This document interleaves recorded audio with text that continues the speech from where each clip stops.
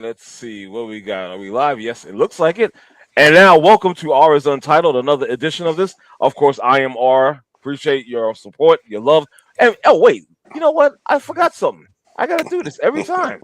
These three words: like, share, and subscribe. Once again, like, share, and subscribe to R is Untitled. Get those algorithms going. I would truly be And honored and bribe people if appreciate. you have to. What's that again? I said bribe people if you have to. No, we ain't doing all that. We ain't doing that. We Ow. ain't doing that. With that being said, let me get to my esteemed colleagues. First, we're gonna do ladies first. Evelyn from that CT place. I'm not gonna say where exactly. Well, I already She's said joined it, us. so it's Well, you said it, but I'm not gonna say it. How are you tonight, Miss? I'm great. I am great. And if we get any more snow, I'm moving to Hawaii. I'm done. We got 33 inches here. How and many? Rhode Island got 48. Ugh. Listen, I love winter. Don't get me wrong. I prefer it more than summertime. But even I'm like, okay, And we listen, get it's more enough. on Sunday. I heard it's enough. I had enough of it already. I'm Done. done. I'm done. Also joining us is my man, one of my good friends from Queens. David is here. David, how are you, sir? Your mic is live as well. I'm doing well. I'm doing well. Thank How you are for you? joining. You I'm doing good? doing pretty good, but I can't complain. I got to Listen, get with you, I huh? hate I hate winter. I'm sorry. I Don't take be. my car out just enough time to go to the store so I can buy more groceries so when I'm snowed in.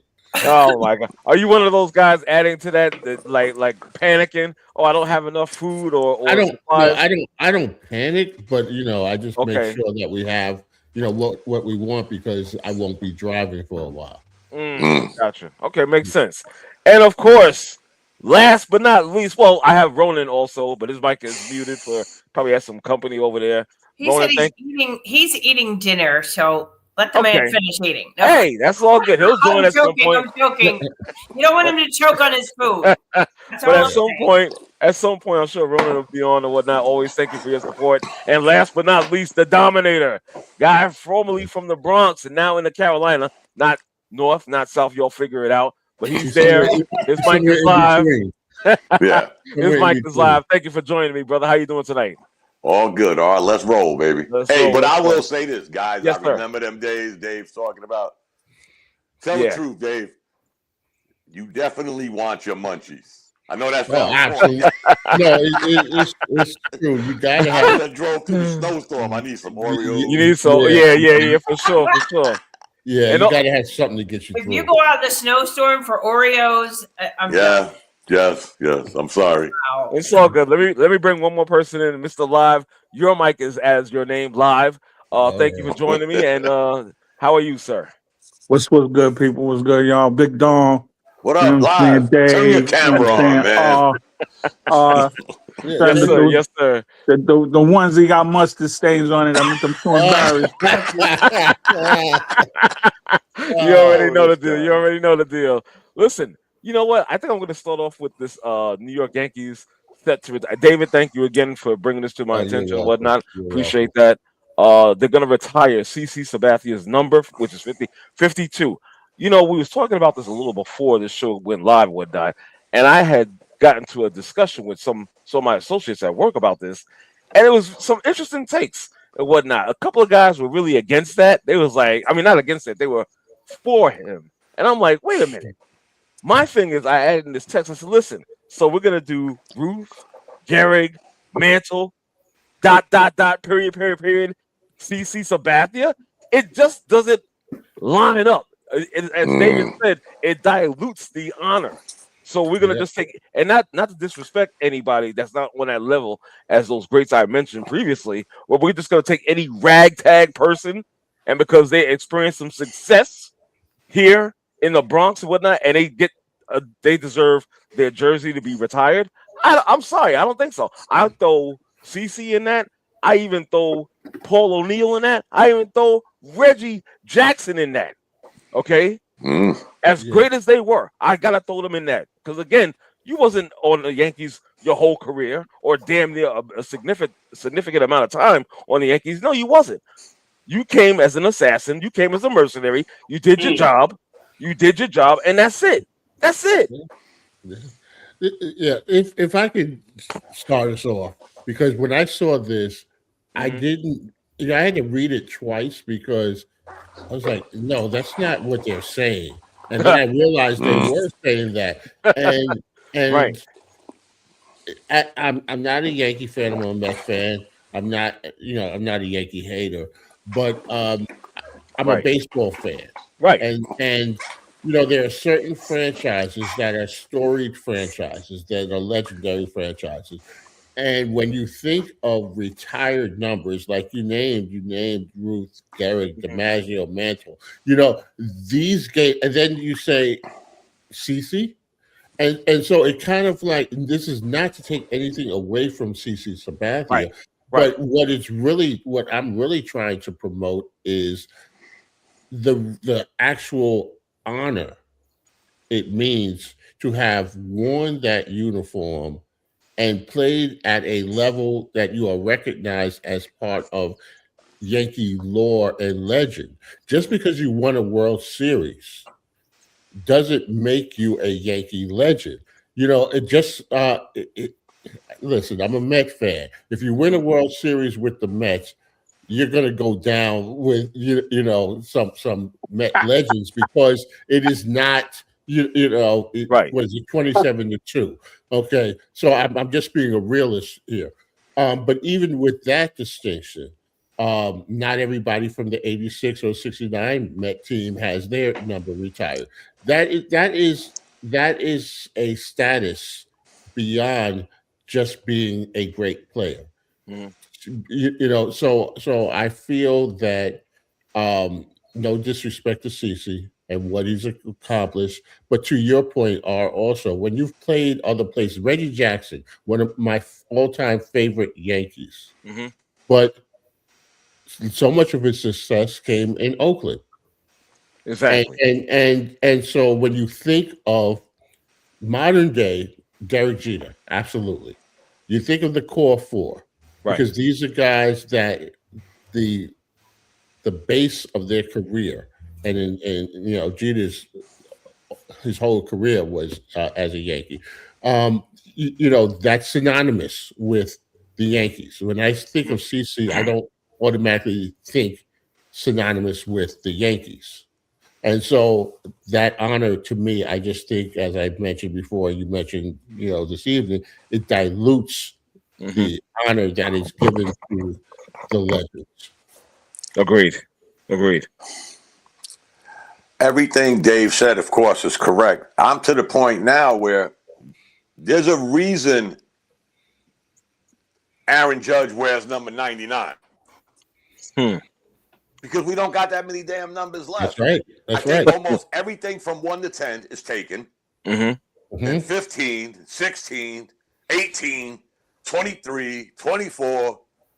You know, Facts. No, you're right. to Yeah. the Right. real point, and we was talking about this before you came on, Dave. There was a time, remember, we were probably the originators of the monuments, the monument Yes. park, the Yeah. separate Right. part in the Right. outfield, and Right. Yes. which they moved to behind the wall. When I was a kid, it was on the field. Yeah. Mhm. Which I didn't So understand. we were the originators. But when you went back there, you saw Yogi, Mickey. Yeah. We talk about first names, Joe, Right. Babe, Lou. You saw those numbers and you were like, man, these guys were something special. Not only did they do this in their career, but they did it for the greatest sports franchise in history. And I'm not saying that because I'm a Yankee fan. No, it's Right. true, Dom. It You're is what absolutely it right. is. It's But true. then they started with the Tino Martinez's and the Paul O'Neill's. And again, me Right. and Art discussed this too, Dave. Right. Just because we say we don't think your number should be out there with the Daves and the Art, don't mean you aren't a good or great ball player. Exactly. Exactly. There's a Exactly. separation between being good, great, and being in Monument Park. Yeah. Yeah. Yeah. Reggie Yeah. Jackson, I told you all the day, 5 years. He played Yeah. for the Dave, nailed it. He had a better career in Oakland. Yeah. Yeah. He did. Mhm. Yeah. So did. why are you, again, you had a great World Series. But I was telling R, I bet you in those 5 years, he eclipsed Mickey Mantle's strikeouts Yeah. because he was a strike. And he Yeah. was, to this day, without Yeah. me Googling, he's got to be in the top 5 Mm. in career strikeouts for a baseball player. Right. Yeah. Right. Yeah. So again, nobody's taking nothing away from you, Dave. We love you, man. We Right. thank you. Yeah. It's sort of like the new. Does Carmelo's number belong in the Raptors? No. No. Do you it guys doesn't. know there's only one number up there that was not on a championship team? Just one number. Number 33. That's it. Ewing. That's it. That's it. All them other numbers were a part Deservedly of so. our championship run. Right. Exactly. So where does Melo fit into this? He don't. He doesn't. Like CeCe. It is. CeCe, we love you, man. You Right. had heart. You gained weight. You lost weight. You were like our version of Luther Vandross. But still, Oh my God. do you really belong out there with Mhm. the babe? Exactly. You know? No, he doesn't. No. No. Matter of fact, here's the part that irks me. What's that? What's that, Dom? Because I always consider, we always say babe, Luka. I think, to me, one of the greatest Yankees, if you look at numbers, MVPs, championships, Yogi Berra. Yeah, I How was does about he to say get Yogi. overlooked? Right. Yeah. You know, Presidential Medal of Freedom, Right. World War I, II vet, on the Mhm. boat during D-Day. You know, Yeah. this guy lived a nightmare and a dream Hmm. Yeah. and won numerous MVPs. Yeah. Right. Probably got as many championships as Bill Russell. Yeah. But we yeah, always yeah. look at him as like, oh, that was Yogi with his crazy sayings. Right. It ain't Right. no Exactly. feeling, Yeah. no That's what the focus on. But again, Right. he's a number that's out there, guys. Yogi Berra. Let me Yeah. add two things real quick, if you don't mind. The CC thing that ball. You know, I was talking about his career. Let's say what about I'd say maybe 16, 17 years, possibly. Yeah. Yeah. Okay. Mhm. Almost a little more than half of that was with the Yankees. They Yes. forgot about him winning a Cy Young Award in Cleveland. The Mhm. 1 year in Milwaukee. Right. Helped him Okay. to the playoffs. Yeah. Exactly. You understand? Let's keep it a buck in regards to CC. Here's my thing: that last year or two, even those are mercy signings because we needed another arm in the rotation. Let's keep it Yeah. a buck. Yeah. Second thing that bothers me is that what they're doing by retiring his number is a microcosm, okay, of what's going on in Yankee Stadium. Check that one out. It's a microcosm of what's going on right now in Yankee Stadium. Clown, and I call him a clown. Clown Hal, he's a clown because he's not Yeah. focused on winning. Yeah. The winning Yeah. is merchandising and ticket sales. That's it. If they make the playoffs, good for the fans, but they really not trying to win like that. Not on that level, not like his father. And I say this all the time. So again, this is a typical clown Hal move. I agree. The last two numbers, guys, that actually super deserve to be in there should be on a committee of voting for who gets on there. That's Jeter and Mariano. I like that. Surefire. I think I like that. Mariano's the only unanimous Hall of Famer. If I'm not mistaken, he's I the only believe guy so. to get voted in unanimously. But again, where is that? You know, you're two legends who, granted, guys, probably 85% of the numbers out there, these guys have passed away. Yeah, right. But you still have two of your greatest from 1990 to 2000, still alive. They don't have a say in. And they really should. I mean, come on, guys. As much as I love them, like one of y'all said, the core four. Yeah. Does Andy Pettit really deserve to be there? He left and found out the grass wasn't green in Houston because it was artificial turf. Right, So right. he comes back. Yeah. He's in there. I mean, Yeah. Bernie Williams, as much as I love Bernie, play your guitar. You was a great ball player. Core four. Right. But Yeah. Jorge Posada. Another one. Yeah. Granted, y'all was part of that great run.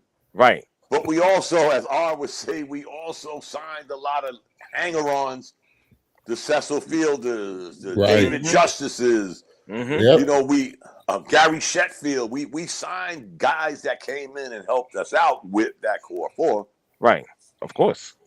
Of course. Come on, man. So, We've ruined it, guys. Can I ask you a question about this? I'm not a big, I don't know a lot about it, but does retiring his number take away from what he's accomplished? No, that's what we said. Not at all. Yeah. Not at all. It's not. So retiring is. I mean, it's not. I'm confused. Like, why would Why is it a big deal to retire his Because number? retiring a number shouldn't be like a marketing thing or Oh, some right. type of timely thing. It's supposed to be like because you was one of the best of the best of the best, right? Right. You know, Yeah. like their analogy about Melo. As much as I love Melo, Right. Melo don't deserve to be in no Raptors. Not No. not no Nick Raptors. I believe he had a better career with Denver. Mm-hmm. You Yes, understand he what I'm did. saying? So, Right. and I love Melo. I love Melo for on and off the court. You know what I'm saying? But he shouldn't be in no Raptors. My knowledge of CC Badly is less, but you know what I'm saying. At the same time, I remember Goose Gossages and the Mm. Ron Yeah. Guidrys and Yeah. Hey. you know what I'm saying. So Right. even I remember so much that Reggie Jackson was a strikeout king. That's how much I remember. Right. Out of everything how great he was a strikeout king. So, the deserving is the word, Right. is the operative Yeah. word. Do you deserve? Right. Well. Following up with what you're saying, live, what is the criteria? Right. We Mhm. we Yeah. had this we had Mhm. this conversation about the Hall of Fame. Mhm. And we even got to the point where should there be a special wing in the Hall of Fame, because it's come to the point now, if what does it mean to be a Hall of Famer? A Right. lot of guys, I put it like this: whether it's baseball, basketball, football, whatever, you are the highest of the highest because you played that sport professionally. So you're already better than mostly everybody in the world. But where is the distinction between being great and being legendary? A Hall of Famer. Yeah, Hall of Famer. Mhm. And so the honor and the distinction of having your number retired. There are other franchises, many franchises who retire a number. Some franchises, the couple that are left have let's say Seattle, and never won a World Series. But what did Griffey mean to that franchise? And Ichiro. right, each Each row. row. And Yes. with the Mets retiring David Wright's number, because these were legendary Mets, what they meant to the franchise, and Mhm. so their numbers were retired as an honor to them and what they Oh, meant. The distinction should carry more than just Mhm. beyond your career, right. and so here we are 100 years almost after the 27 Yankees, and Mm. we still talk about Babe Ruth, Mm. Right.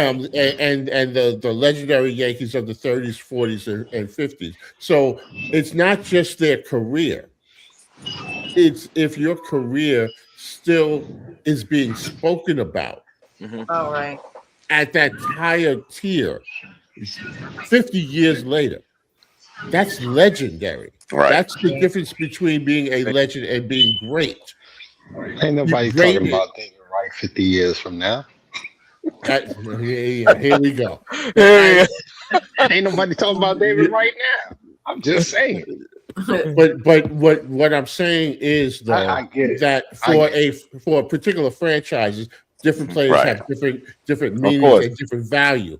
If Of you're talking course. about the Yankees, who are a legendary franchise in all of sports, Mhm. and then you're saying who is a legend amongst that, CC doesn't cut it for me. He doesn't fit the mold. He No, doesn't fit the mold. Period. That's it. and I that's the mean, he did criteria that help I'm them So putting. they win a shouldn't be championship. retiring his number, is what you're saying. I'm He saying they did should help. not. Yeah, they shouldn't. Okay. We He So did know. I help us was to a confused. championship Thank in you. That makes more 2000, sense. the last one. Imagine the great You know. players Wait, from 1900 to the year 2000. That's 100 years, right? Okay. In them 100 years, the Yankees average winning a World Series once every 4 years. 25 wins in Mhm. 100 years. That's 4. right.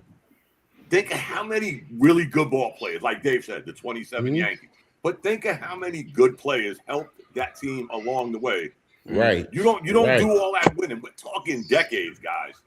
1900, 1910, 20, 30, 40, Right. all Right. the way to Yeah. 2000. Yeah. They all ain't out in Monument Park. No. The only sport I could think of that I will give not an alibi because it's totally watered down. Because the NBA, which is not an NBA Hall of Fame, remember, it's a basketball Hall of Fame. Right. So you could go in as a college player or a Yao Ming. Right. You know your Hall of Fame is watered down when people are talking about we should have different floors to your Hall of Fame. Like, okay, Dave, Dom, y'all belong on the top level. Everybody else, we got to put in different rooms, different floors. And I think I think the Tracy McGrady thing is what threw a lot of people for a loop. Really good ball player. Yeah. Longevity, does that, because you can't go back to what he did in college because he never went to college. Right. Yeah. So that's true. NBA is different. And I just looked it up, Dave. 134 of his 261 wins, almost half, were on the Yankees season. So that means the other half was on Cleveland, Milwaukee. And a season with Milwaukee. Right. So it was almost even Stevens to how many wins. Yeah. And I said it today in the text, guys.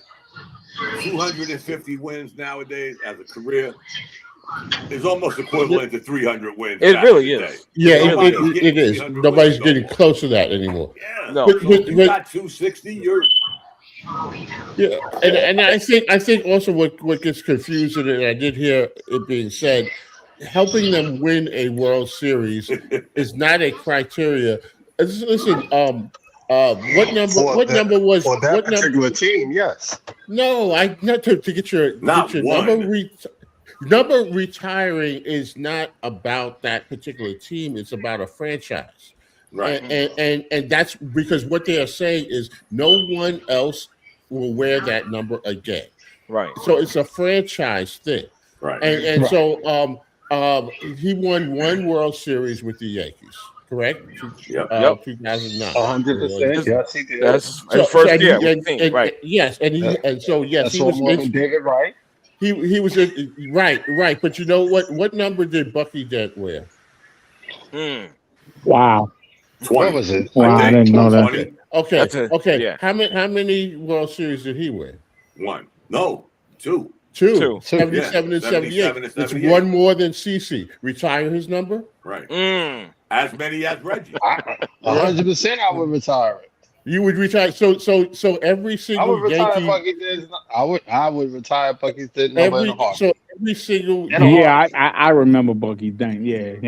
That was my guy. Who's the other guy that came on? I mean, if we doing CC Sabathia, definitely Bucky Dent should be up on it. Listen. You got a ring, a World Series ring, which so many players who have played, more players have played the game that have won a World Series. So you got a World Series ring, and you got a World Series wearing a Yankee uniform. But that still doesn't mean that they've got 27 championships. So let's go through the roster of every player for 27 championships. Right. That should not be that's setting the ball low. Right. And as much as you all want to beat up on the Mets, we've got 2 championships. If you won in 69 or 86, you might be in the conversation because it's a different criteria. Mookie Wilson. But you can't take the Yankees and on one hand talk about 27 championships, and that is the mark for all teams. And then you're going to say, well, if you were a part, it's like participation trophy almost. Yeah. See, let me just say something real quick, Dave. Let me just say something. Also, Bishop, thanks for joining. Your mic is live. Hopefully, you're all is well with you, brother. I gotta say this. What's going on? Everything good? Bishop, yeah. Yeah, let me just say this real quick. In regards to that Bucky Dent reference, because he's got 2 rings and he should get his number retired. I'm gonna do a little swerve. Robert Horry. How many rings does he have? 7. Right? Yeah, right. Okay. He's not in the Hall of Fame, is he? No. He shouldn't be. Exactly. Right. Good point. Yeah. Exactly. Right. I'm just saying. Again, I know it's a different sport, but we're not even looking at Hall of Fame, though probably no, I don't think so. Let's go 90%. 90% of the numbers retired by the Yankees are Hall of Famers. Some aren't. Right. Let's be honest. Bernie, no. Right. And again, to Dave's point, Reggie had better years in Oakland than he did in New York. Yes, he did. So, where do we draw this line for a storied franchise? That's the like point. the New York Yankees, who, as I told you, won 4 World Series per year for 100 years. Yeah. So that would be, we'd have no numbers left.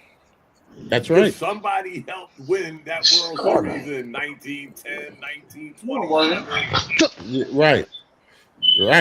This is the NBA, guys. This is the New York Yankees. That's my point. My point, and I hope it's understood that I'm not taking anything away from CC. No, you're not. What I'm doing is I'm saying that we put the Yankees on a pedestal for a reason. The Yankees have never, in most of the time, now it's been a while since they won, but the Yankees have never compared themselves to anyone else as far as what the bar is, what the standard is. The Yankees set the standard for winning. And so now if we're falling back into, well, they haven't won in a long time, and CC was a part of the last time they won. Right. So this is now the new criteria. I think that it diminishes everything that came before in Yankee history. There has to be a different standard if we're talking about who the Yankees are honoring as their legends. Did the Yankees win in 2009 without A-Rod? No, they don't. Absolutely not. Exactly. And again, that's for Major League Baseball standards. That's when y'all couldn't spell steroids. So we can't go back and say, R was on the juice in 2009 because we don't know who the hell was on the juice in 2009 because y'all were, y'all didn't care. But A-Rod's number is not retired. And I think he hit his 600th or 700th or something crazy, 600 home runs in Yankee Stadium. Yes, he did. And I think, if I'm not mistaken, he's day 4 or 5 on the all-time home run I list. think, he's and up he there. did the bulk of his damage in New York. Right. Now, granted, he had a little, shadier background. But then again, 196 home runs as a Yankee. Yep. Yeah. Yeah. So, did he have as shady, questionable, I shall say, as Andy Pettitte? Remember, they were talking about Andy Pettitte getting shots in his ass. Getting shots, exactly. Yeah. But he's his numbers retired. Yeah, his numbers retired. I'm just to the I point, mean, this should. We're running out of numbers. Yeah. First of all, we're running out of numbers. We're going to be seeing guys wearing 101. Like I said, 99, he wore 99. Right. I just saw number 0 on a football player. I was like, 0? Yeah. Exactly. And I don't think no Yankee. Yeah. I don't think no Yankee has ever worn a number 0. I remember.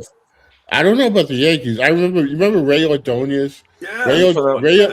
Ray Ordonez, he got number 0 initially because of, it was like, the O. But then he changed his number. I forgot why he changed his number, and they asked him why. He said, because I don't want to be nothing. Right. Speaking of A-Rod, guys, you do know Jazz Chisholm wears A-Rod's number. That's crazy. I like Jazz. Don't get me wrong. I really do. Yeah. But, what are we saying here, guys? Really?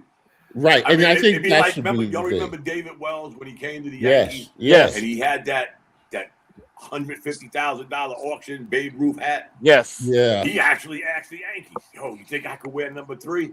Really? Really? Don't get carried away because you got beat buying that hat. You're not wearing number 3. That's tell you, 33.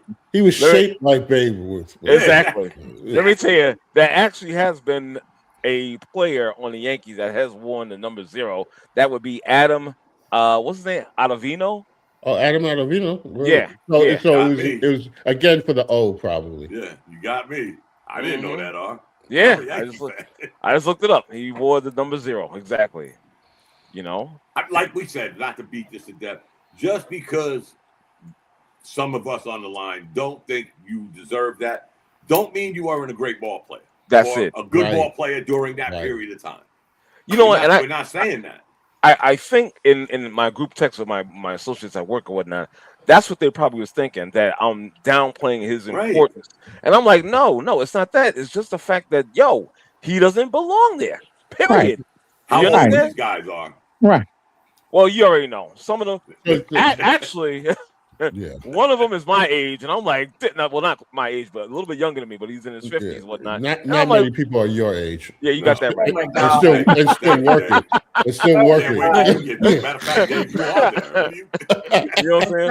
Okay. But I'm just saying, he's Here in we his go. 50s. Here we He's in his go. 50s. It's just And a I'm looking at him. number, Wait, remember. hold on. He's in his 50s. The other guy's like 27 years old. And I'm like, yo, bro, what are you talking? Are you really listening to this young? He don't know nothing.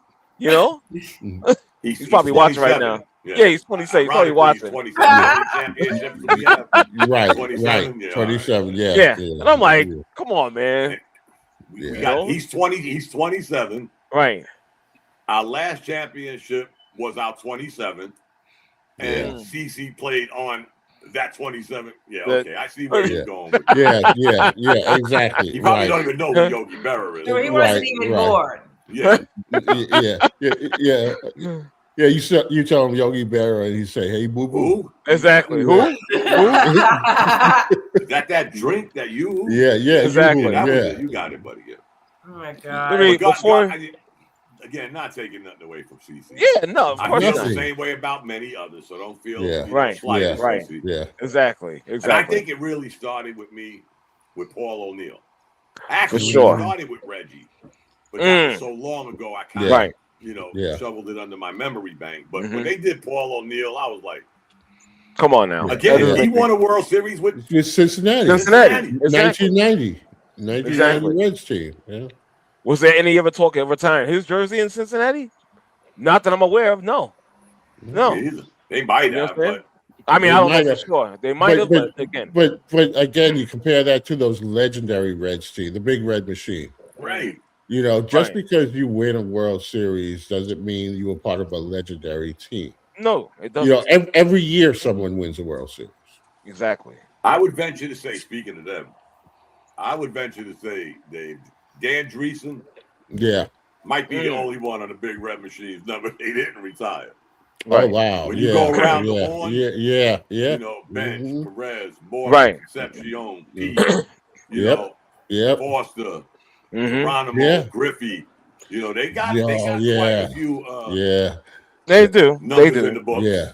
For sure. Those were some teams. Yeah. Exactly. All right, guys, let me do some moving on. We're going to get to this next topic here. Let's go with the whitening of the NBA. Have you guys heard this? No. Not till y'all brought it up. NBA. Whitening? Of course, I did research behind it, but go ahead. Yeah, the whitening of the NBA. Oh, no, this is the first I'm hearing of They this. wanted to be more diverse. Is that right? Well, here's the thing. Do they mean European white? Yes. Okay. Yes. White is white. Opposed to... Well, no, but I mean, I'm thinking they're leaning right. about the And European. it was Kevin Durant, if I'm not mistaken. Exactly. Right? And it was Kevin Durant, and also this was championed also by Stephen A. Smith by saying Kevin has a point, and he's right. So he suggested that the narrative of the world is catching up. I have something to say about Stephen Big Mouth Smith. Hold on for a second. Hold on for a second, Ev. All right. Durant suggested that the narrative of the world is catching up in basketball is a subtle, disrespectful take directed at Black Americans who have dominated the sport for decades. He emphasized that the AAU developmental circuit, which is often criticized, still produces elite talent, and that American basketball remains dominant. What? Okay, so can I ask, like, what made him say that? Was it his burner account or was it actually? I can tell you. Right. I can tell you. I can tell you. Please. Okay. I can tell you. Okay, go right ahead. We've been talking about this for almost a year now. Okay. When it comes to like Joker, when it comes to like Luka, when it comes to some of these European players, like the flaws that they have in their game is constantly overlooked, and everything is just accentuate. Like the fact that Joker is scoring. Yes, he's a great scorer, and for what they claim, it's like he's averaging a whole bunch of assists, which means that somebody's got to be scoring. Somebody's got to be scoring. So when the Nuggets win, it's Joker. When the Nuggets lose, his teammates got to be better. And it's just like, well, maybe he got to play some defense. Maybe he's got to play some defense. Maybe he's got to play on both ends of the ball in order for his team to go to that next level or stay at that next level. Same thing with Luka. So for years, we've been hearing about Harden doesn't play D. Harden doesn't play D. Harden doesn't play D. LeBron doesn't play D. LeBron's been in the league for 20 years. He's been in the league for 20 years. So he's been a defensive player. He's been known for his defensive prowess. Luka comes in, nobody says anything. He plays the same way as Harden, no defense, to the point where the franchise, who was supposed to pay him a max contract, was like, nah, we good. And they still bending over backwards to elevate him to this point where it's like, yo, there's no way he should have been traded, this and that. Well, if they traded him, they had to have known something that we don't know. They traded him for a man in a wheelchair. Right, but I'm saying that was more than a statement. Yeah. It's like, yeah, we're not going to pay. You're not going to be the most highest paid NBA player ever, because I think he was going to be averaging about $65 million a year, which is more than what Steph was making at Steph's height.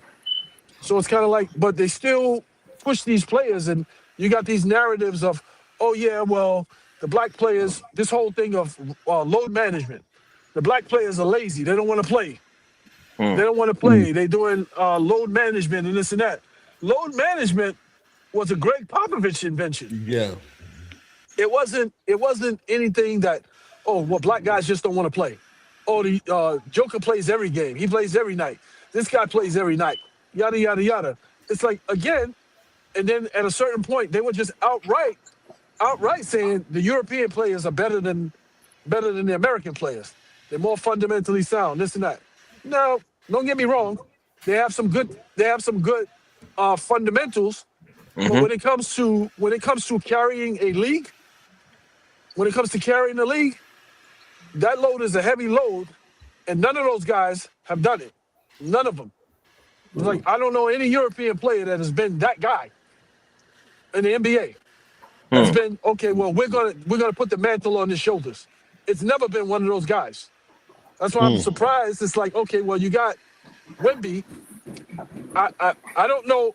I've never heard of any French-born player that has carried the league. Now, he might be 7'6" and talented, but he's got to stay on the court. Right. He's got to stay on the court. Now, he has some good qualities, but to say, okay, well, this is the next, we're passing the NBA to him, I don't think so. And it's the narrative that the media keeps pushing. And again, I agree. I don't agree with Durant on a lot of stuff, but it is disrespectful when these guys carried this league, have been, the mainstays, have been the reason why these European players are even coming over here. And then to just discredit them and be like, oh, well, these guys are better players and they're this and they're that. They started with the college, starting to bring all these European players at the college level. But again, you start finding out a lot of these guys ain't made like that. They're not built like that. So they may come over here and have a good season or two, but they're not built like that. They're not built like that. It's still the American-born players, these black players, that are holding the league down. But to that point, they ain't giving them a black eye. But go ahead. It should be that way. If I'm not mistaken, and I wrote it down, 78.3% of the NBA is black. So you can't take away that they're not carrying this league. But you shouldn't take away, unless we're going to keep doing the wheels on the bus with the defense narrative. Because nobody in the NBA plays defense. No. So that's not true. That's not true. Okay. That's not true. Let me all finish. The teams. So if you're 7 hold feet, on, don't talk over each other. Tall, if you're 7 feet tall and you're averaging a triple-double, something I never saw in my lifetime. I don't care what color you are. You're 7 feet averaging a triple-double. But we're going to say somebody don't play defense. you could probably, whoever that is talking, can probably name, I'll give you five players in the NBA today that are two-way players. And when we talk about the $60 million, $67 million they didn't want to give Luka, we're going to be giving Karl Anthony Towns $61 million in a few minutes. I ain't bringing up color. I'm bringing up money because somebody brought up why would you give somebody that amount of money, and he may be a one-dimensional player. But we're on the cusp of giving Karl Anthony Towns $61 million. Well, that remains to be seen. No, it's his contract. That remains to be seen. If it's his contract. But I'm saying if it's his contract, then he earned it. He earned it. You think? Yeah, he earned it. But what I was saying to you, about the triple double, what I was saying to you, so what I was saying to you about get on that boat with you, Bishop. what I was saying, I wish I could get on that boat with you. Well, just because you have somebody stagnating, just because you have somebody there intentionally stagnating his progression, that doesn't disqualify him. We're gonna get to that in a minute. Right, but as far as the let him triple rock, double, let him cook. But I'm saying as far as the triple double goes, so he's averaging the points, the rebounds, and the assists. So with the assists, that means somebody else has to be scoring. So somebody when they say scored when Nate Archibald led the league in assists. I mean, so when they say no, but I'm saying. So what I'm saying is when you saying the triple double, and they constantly, like, when the team wins, they give him the credit. When the team is losing, they're saying his teammates got to be better. But he's still averaging a triple double, which means the teammates are still scoring because he's averaging a triple double. So what that means is you got to change something else about your game. You got to be able to guard somebody. You could get 10 assists and still lose by 30. Exactly. I'm pretty sure. But you can't say Dave's getting 10 assists. The guy he's guarding, scoring. That's part of what the guy who's guarding. No, but I'm saying you keep touting the triple double. Yes. The points and the rebounds. That's impressive. The points and the rebounds. That's impressive. The assists. These are NBA level players. Somebody's going to score. Whether he's passing them the ball, whether Murray is passing them the ball. Whoever, somebody's going to score. These are NBA level players, so somebody's going to score. So I'm not so impressed by the assist thing. When they say his teammates got to be better, I'm like, well, he's averaging these high number of assists because somebody is scoring. So maybe it's not his teammates. Maybe it's something about his game that he needs to adjust, and maybe not focus so much on offense and setting everybody up because you got a point guard for that. Maybe you focus more on trying to guard somebody or stop somebody. That's the NBA, though, man. Nobody's playing defense. I think nobody's playing defense. The teams that have the good records, they're playing defense. They're playing defense. Detroit is not playing defense. OKC's not playing defense. Detroit doesn't play D. OKC doesn't play D. Here's the thing, Bishop. If that's going to be a measuring stick, because that's a measuring stick in today's NBA. Let's just put that out there. OKC, still, first of all, ain't nobody in the NBA giving up less than 108 points a night. Nobody. Well, one team, Boston. So there lies your defense. Back in the day when we spoke defense, you were the Knicks, for example. Holding a team under 100 for like a record 20-something straight game. That was team defense. Yeah. That's no longer an issue in today's NBA. When every team is giving up over 107 points a night. I don't care who you are. The offense is more fluid, and there's more three-pointers being taken, and the offense is faster, so you're going to have teams scoring more points. But what I'm saying you brought up OKC and defense. But what I'm saying is the teams that have the good records are playing defense. The teams that win championships are playing defense, dude. You got to be able to stop somebody. I got to agree with that. You got to be able to stop somebody. You got to be able to stop somebody. I'm not disagreeing with that. I'm disagreeing with the concept of defense. No, we keep lowering the bar. Well, the NBA lowered the bar, not to make it acceptable to be. The NBA lowered the bar. But I'm saying, no, the media and the NBA did. Lowered the bar this is what to the make NBA it acceptable. Wanted. The NBA wanted this. They didn't want defense. It was boring. You look at how they dog Harden. If you look at how they dog Harden for not playing D, If you look at how they started dogging He LeBron doesn't. for, Hmm. for, He for doesn't. 20 years in, He doesn't. but I'm saying for 20, well, Harden doesn't play D, but that was the knock on him, and they constantly force fed that down your throat. He doesn't play D. He Hmm. doesn't play D. Luka plays the exact same way. He reaches. He doesn't get back on defense. He doesn't close out. But you never hear about that. The only thing you hear about is his offensive efficiency. Joker Hmm. plays zero defense. The only thing that we keep hearing about is the fact that he's averaging a triple-double, or he's scoring these amount of points and this and that and blah, blah, blah, and averaging this amount of assists. Who are you stopping? Who are you guarding? Who are you guarding? When the Hmm. push comes to shove, That it's goes like, for so that anybody. one year, they figured Listen. Denver out.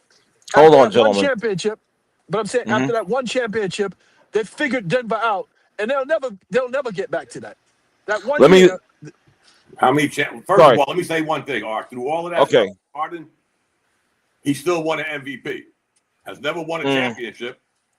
I No. don't think he's ever been to a conference finals. So Well, I mean, some of the knock that people get Harden. are, I mean, like Bishop will say, Yeah, I think he did what he this and said. that about the Knicks. Why Towns ain't doing this? There's always a left and a right to every Yes. subject. Again, James Harden won an MVP. Right. Right. So somebody overlooked defense. Well, let me just say this real quick because I know Live wanted to cook. He was trying to Mhm. get in. Just a go little ahead, Tom. something. Just a little something. Mhm. Yeah, I'm gonna let you drive the car, B. Drive the car. Go ahead. Mhm. Oh, I can rock. Okay, nah. So, Yeah, so look. Uh-huh. Yeah. I was back there with Kwame Ture. You know what I'm saying? Black Power, all that. I'd be ready to jump on some Black Power shit. I look ready. Right. My brother Dom. You know what I'm saying? You're my brother, but I'd be ready. I'd be ready to jump on some shit. Right. This right here is not the one. This ain't the wagon. Unfortunately, I was ready. I jumped and I missed the wagon. I can't. Right, because Yeah. what I know the NBA do is market. You understand Right. what I'm saying? So Yes, sir. so if I saw them whitening like you know, like the Knipple things and if I saw some shit like that, but Knipple might fuck around and win the Rookie of the Year this year, right? If I seen that it was egregious where all of these fucking white players is getting benchmarks for doing some garage hoop above the fucking garage shit, you know what I'm saying?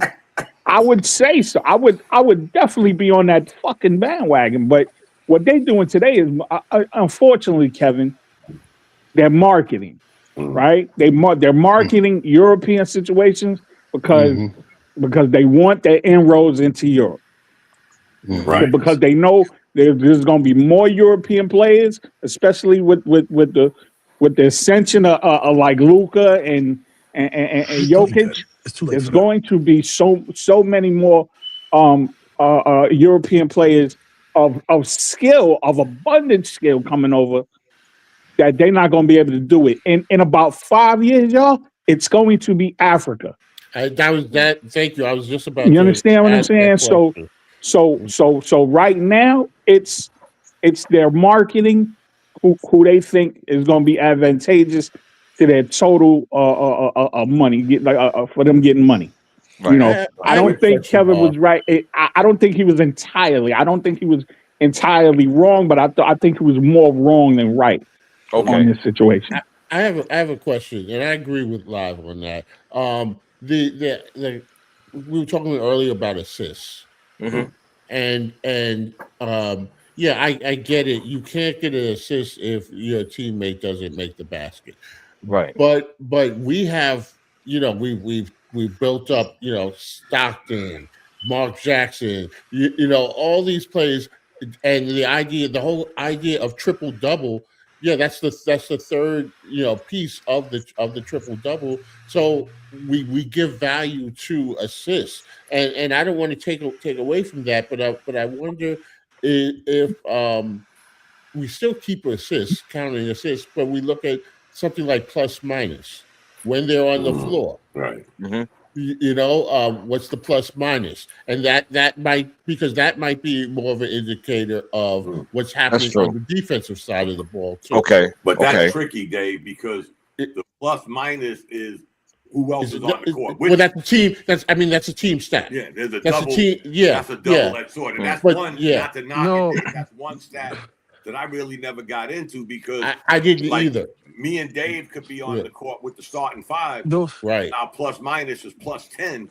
Right. But now we're on the court with 3 of the 5 being bench players.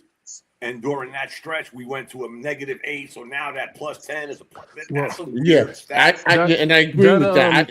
That plus minus stat is useless. That's just Thank you. another way. That's another way for those geek vultures to involve themselves in the NBA and make a living by coming up with random numbers. And it's like, yo, first of all, you don't need a special stat for that. You can look at the eye test.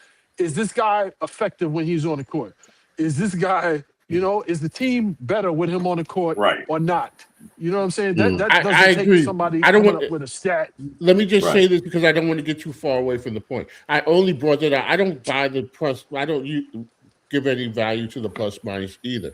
But what I'm saying is the assist stat is a stat now because before we say anything, wasn't it at one point, I don't know, correct me if I'm wrong, where they didn't even, that wasn't even a stat that was really factored in, assists. That was years and years ago. Like steals was a category that wasn't counted, so probably after the late 70s. So my point is when we want to talk about something for the geeks and the nerds, all stats were the one stat that has always existed is wins and losses. Right. And then when you wanted to look at contributions, you started looking at, well, who got the most points out of that? Who got the most rebounds? Then we go to assists. And then as players started really making more money and they needed to show why they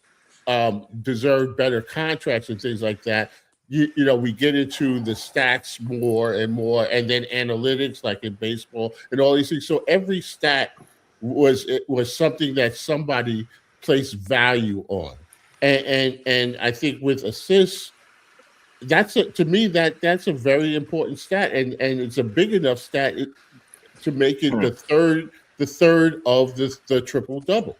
And here's the strange thing, guys, not to beat the triple. We said for years, those of us that watched basketball for a long time, for 58 years, nobody averaged a triple-double after Oscar. Right. Then Westbrook did it for like 3 years in a row, and now the triple-double is, But it was 5 minutes ago, we kept saying, damn, you know what? Nobody got a triple-double since Oscar did it back in 1866. That's right. That's right. But then Westbrook kept doing it, and it was like, well, he's grabbing his own rebound. After Oscar, it was Ice Cube. Exactly. But I agree with this. Some of this stuff is just some nerve-driven, and especially, not to change, especially in baseball, Dave. Come on. Yes, They got these stats that you'd be like, yo, this guy's got the highest WAR. Yeah, all this stuff. He's on the last place team. So I mean, what is this wins? I don't even know what that shit is, to be honest. Remember Rodney, when we were kids and you made the game? And I mean, we looked at RBIs, we looked at home runs, of course, hits and stuff like. I didn't know what a WAR is. No. All this stuff. I have no idea either. And a whip and all these things. I stopped after that point. Yeah. Exactly. It's all, like again. Me and Live did not have a conversation before he came on, but Live is right. This is the NBA. Now, you could only hope that this will come to fruition because we've seen the NBA try some stuff that has, I think it's a great let's topic be honest, guys. for if you're Black gonna History really Month. have a team in Europe, and we're talking 6-7 hour trips. Really? You're selling me that idea, Dave? Oh, Jesus. All right. Right, we got 2 more days. We got two more games. You gotta We're having a hold on. problem You gotta getting hold on. people to play on a normal basis. Now they're gonna You know? fly 8 hours and okay. All right. Wow. I'll wait. Wow, control. Commission the bobblehead, boy. Well, Jesus. I'm agreeing with Durant in the fact that when the media, because the media I think has way too much influence on the league. Mm-hmm. The media has Mhm. way too much influence. So this Right. whole idea of they're not going to vote. First of all, why do you have a vote for MVP and awards and all that stuff? That's Right. number one. I've always said you shouldn't even have a vote.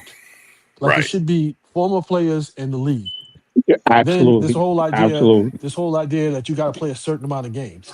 Now they went through all of that, kicked and screamed, got this minimum games that you can qualify for awards, and then they want to cry and moan about the fact that Joker missed the X amount of games, so he's not going to qualify. They should change it.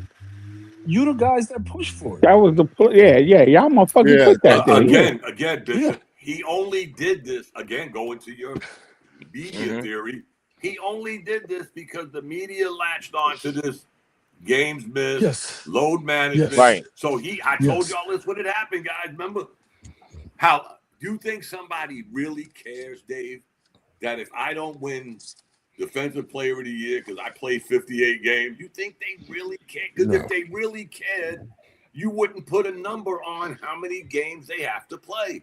Right. Yeah. That's basic math, guys. Yeah. Serious. Joel Embiid, ironically, wins the MVP the year before they do the 64 games. Yeah. Do the math, guys. Come Yeah. on, Go figure. man. Go figure. Yeah. Thank you. And I like Joel Embiid. Don't All get me right. wrong, but All that was right. some strange stuff, wasn't it? Yeah, Next exactly. year, Dave, if you don't play 65 games, this dude plays 10 minutes, wins MVP. And Yeah. the next year he's playing 52 games again. Listen. Who was it? Was it R that Ben Simmons was going to be the comeback player? Oh man, get off it. Yeah. Man. Get off that. Get off that, man. What's the criteria of games for that? That's in the recall. What's the criteria of games for that? That's in the past, man. Get off that, man. So I was wrong. Whoopee. Okay, good for you. Jesus. You were wrong about a lot of things. Not really. You're wrong Not about a lot really. of things. Not really. Not really. You're wrong about a lot of things. The whole, Not really. the whole Brooklyn thing. Not really. The Not whole really. Brooklyn thing. Not The whole Before we the go. whole Brooklyn thing. Before we go to Live's point, Yeah. that Kneppel, 28 points, 8 for 12 from 3, 10 for 17 from the field. Yeah. Totally. Yeah. I just Yeah. think, Pass him the ball.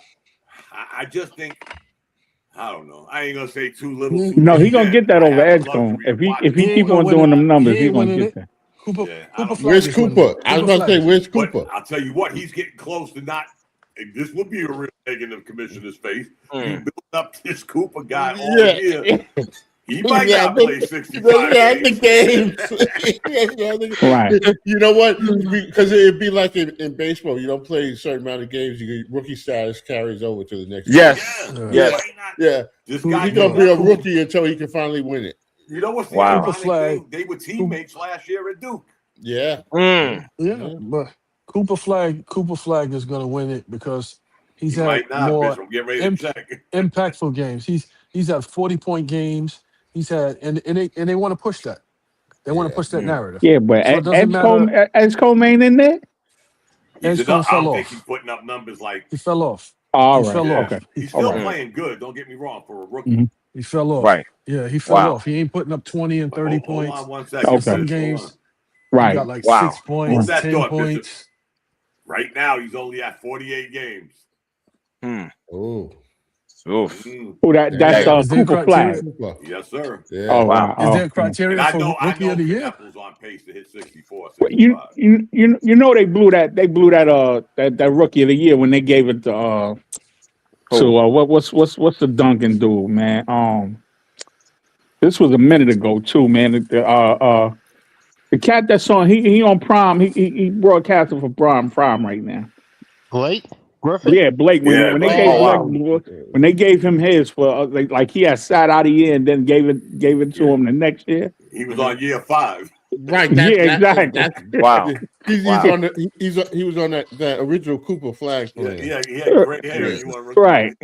They gave him rookie year. He was in the league like 8 years. You You know. know what I'm saying? Wow. I'll Like, tell you what, though, man. The Hornets. If you guys, I guess if you don't have league pass, we get them locally here. Me and Bishop.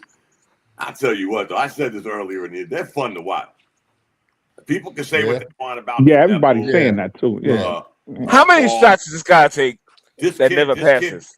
But this kid, Brandon Miller, this Brandon Miller guy is the difference. And I kept saying it because he was hurt. He did. Kept missing time. I said, when this kid plays, man, I may get to go to a playoff game for the first time in 100 years. I want to ask those this guys- question. How many shots this guy take? I'm talking about ball. Since he doesn't like to So give the ball. he's calmed down. He's calmed down a lot. But I think he's calmed down. But I think what happens is Mhm. the Hornets they have an innate ability to get the other team to get into a bad shot shooting contest. When I say that, LaMelo Ball takes a couple of bad shots, or he'll dribble a ball out and then launch one, and then the other team feels compelled to come down and shoot a three. So they're starting to compete with the Hornets to take bad shots, and it's like, but the Hornets are much better at it, so they wind up over. That's a great observation. But That not is just that, Bill. Yeah. They are the second slowest team in the NBA. That's because LaMelo Ball will dribble a ball for 22 They're seconds. very methodical. Take a- Even when ball ain't on the court. That's like our man. That's like number 11. They're very methodical. They play pretty good defense, but they're not in a rush. If you watch the Hornets play, Right. it's like they're out there. I told you, this Brandon Miller. Matter of fact, he scored 30 something tonight. But he's the difference. But when they play, it's almost, I ain't gonna say boring, because again, you got Miller and you got this guy Kneppel, who I think leads the league in 3-pointers made. That's a rookie. That's what I heard. Yeah. It's him and Donovan Mitchell going back and forth. But they give you something to look at when you play. Right. Like when you watch them, I should say, yeah. So to Bishop's observation, the Hornets get you into a game of horse. Yeah. Especially when come on, ball be getting Dirk Nowitzki flashbacks, except he be shooting one-leg shots from like 40 feet out. He's like mind-blowing sometimes. Like, what is he doing? Right. But he hits them. Sometimes he'll hit them. Sometimes it goes in. Yeah, sometimes I run fast. Sometimes Exactly. The other shot he doesn't like. Well, let's keep this NBA going. Oh, God. Let's keep yeah. Well, you know what? Let me fix that thing real quick if I can. New Torque. That's a good name. New Torque. Well, okay, leave it alone. New Torque. All right. I get it. Calm down. It's okay. It's all right. Jesus. Give me a break. Cut me some slack here. All right, take it easy. Senior Citizen Network. There you go. So now here we go. Here we go. The New York Knicks burgeoning dilemma. I gotta tell you, right off the start, the Brunsons. Sit him. I'm not. What does burgeoning mean? Well, you don't know what burgeoning means? That's that new talk. It's like, he said burgeoning means burgeoning. At first, I thought you wrote bludgeoning. Like, I thought we were killing people, Dave. Yeah, like the beginning. The definition is the beginning. And it's beginning to grow rapidly, meaning flourishing. Oh, flourishing. Okay. So it's the opposite of what the Knicks are doing. So ouch. Yeah. Here we go. Oh God. Let me take that shit down. Yeah, take that down. Like I said, the problem is Jesus. You know what? The hell with y'all, man. Don't let him get you that far. The hell with y'all, man. I'm just saying, it's an issue going on, man. I am not a fan of the Brunson, especially Rick. These guys are holding him hostage, and it's been said that it's like subjective. That word "hot" being held hostage But they got him. I just think that they're afraid of these Brunson, especially Rick. Rick, it has a huge influence allegedly on his team, on say so and whatnot. So Mm. this is not good. I If would this is hate continue, I would hate to think that and mind you, we done seen this with uh uh we done seen this with Dolan and his flunkies. You know what I'm saying? Like you know everybody from Isaiah to what was that Mike I forgot his name. He was a GM and he like had like 100 jobs before he got fired. Like he puts these people in positions to totally fuck up the gears. And I'm just like, I hope that's not a problem. You know what I'm saying? But if it is, that shit needed to be gone yesterday. It's Well, there it is. unfolding right in It's front a of our eyes. burgeoning problem. It's a Yeah, burgeoning. yeah. all right, Yeah. whatever. But you know Get what, guys? over it.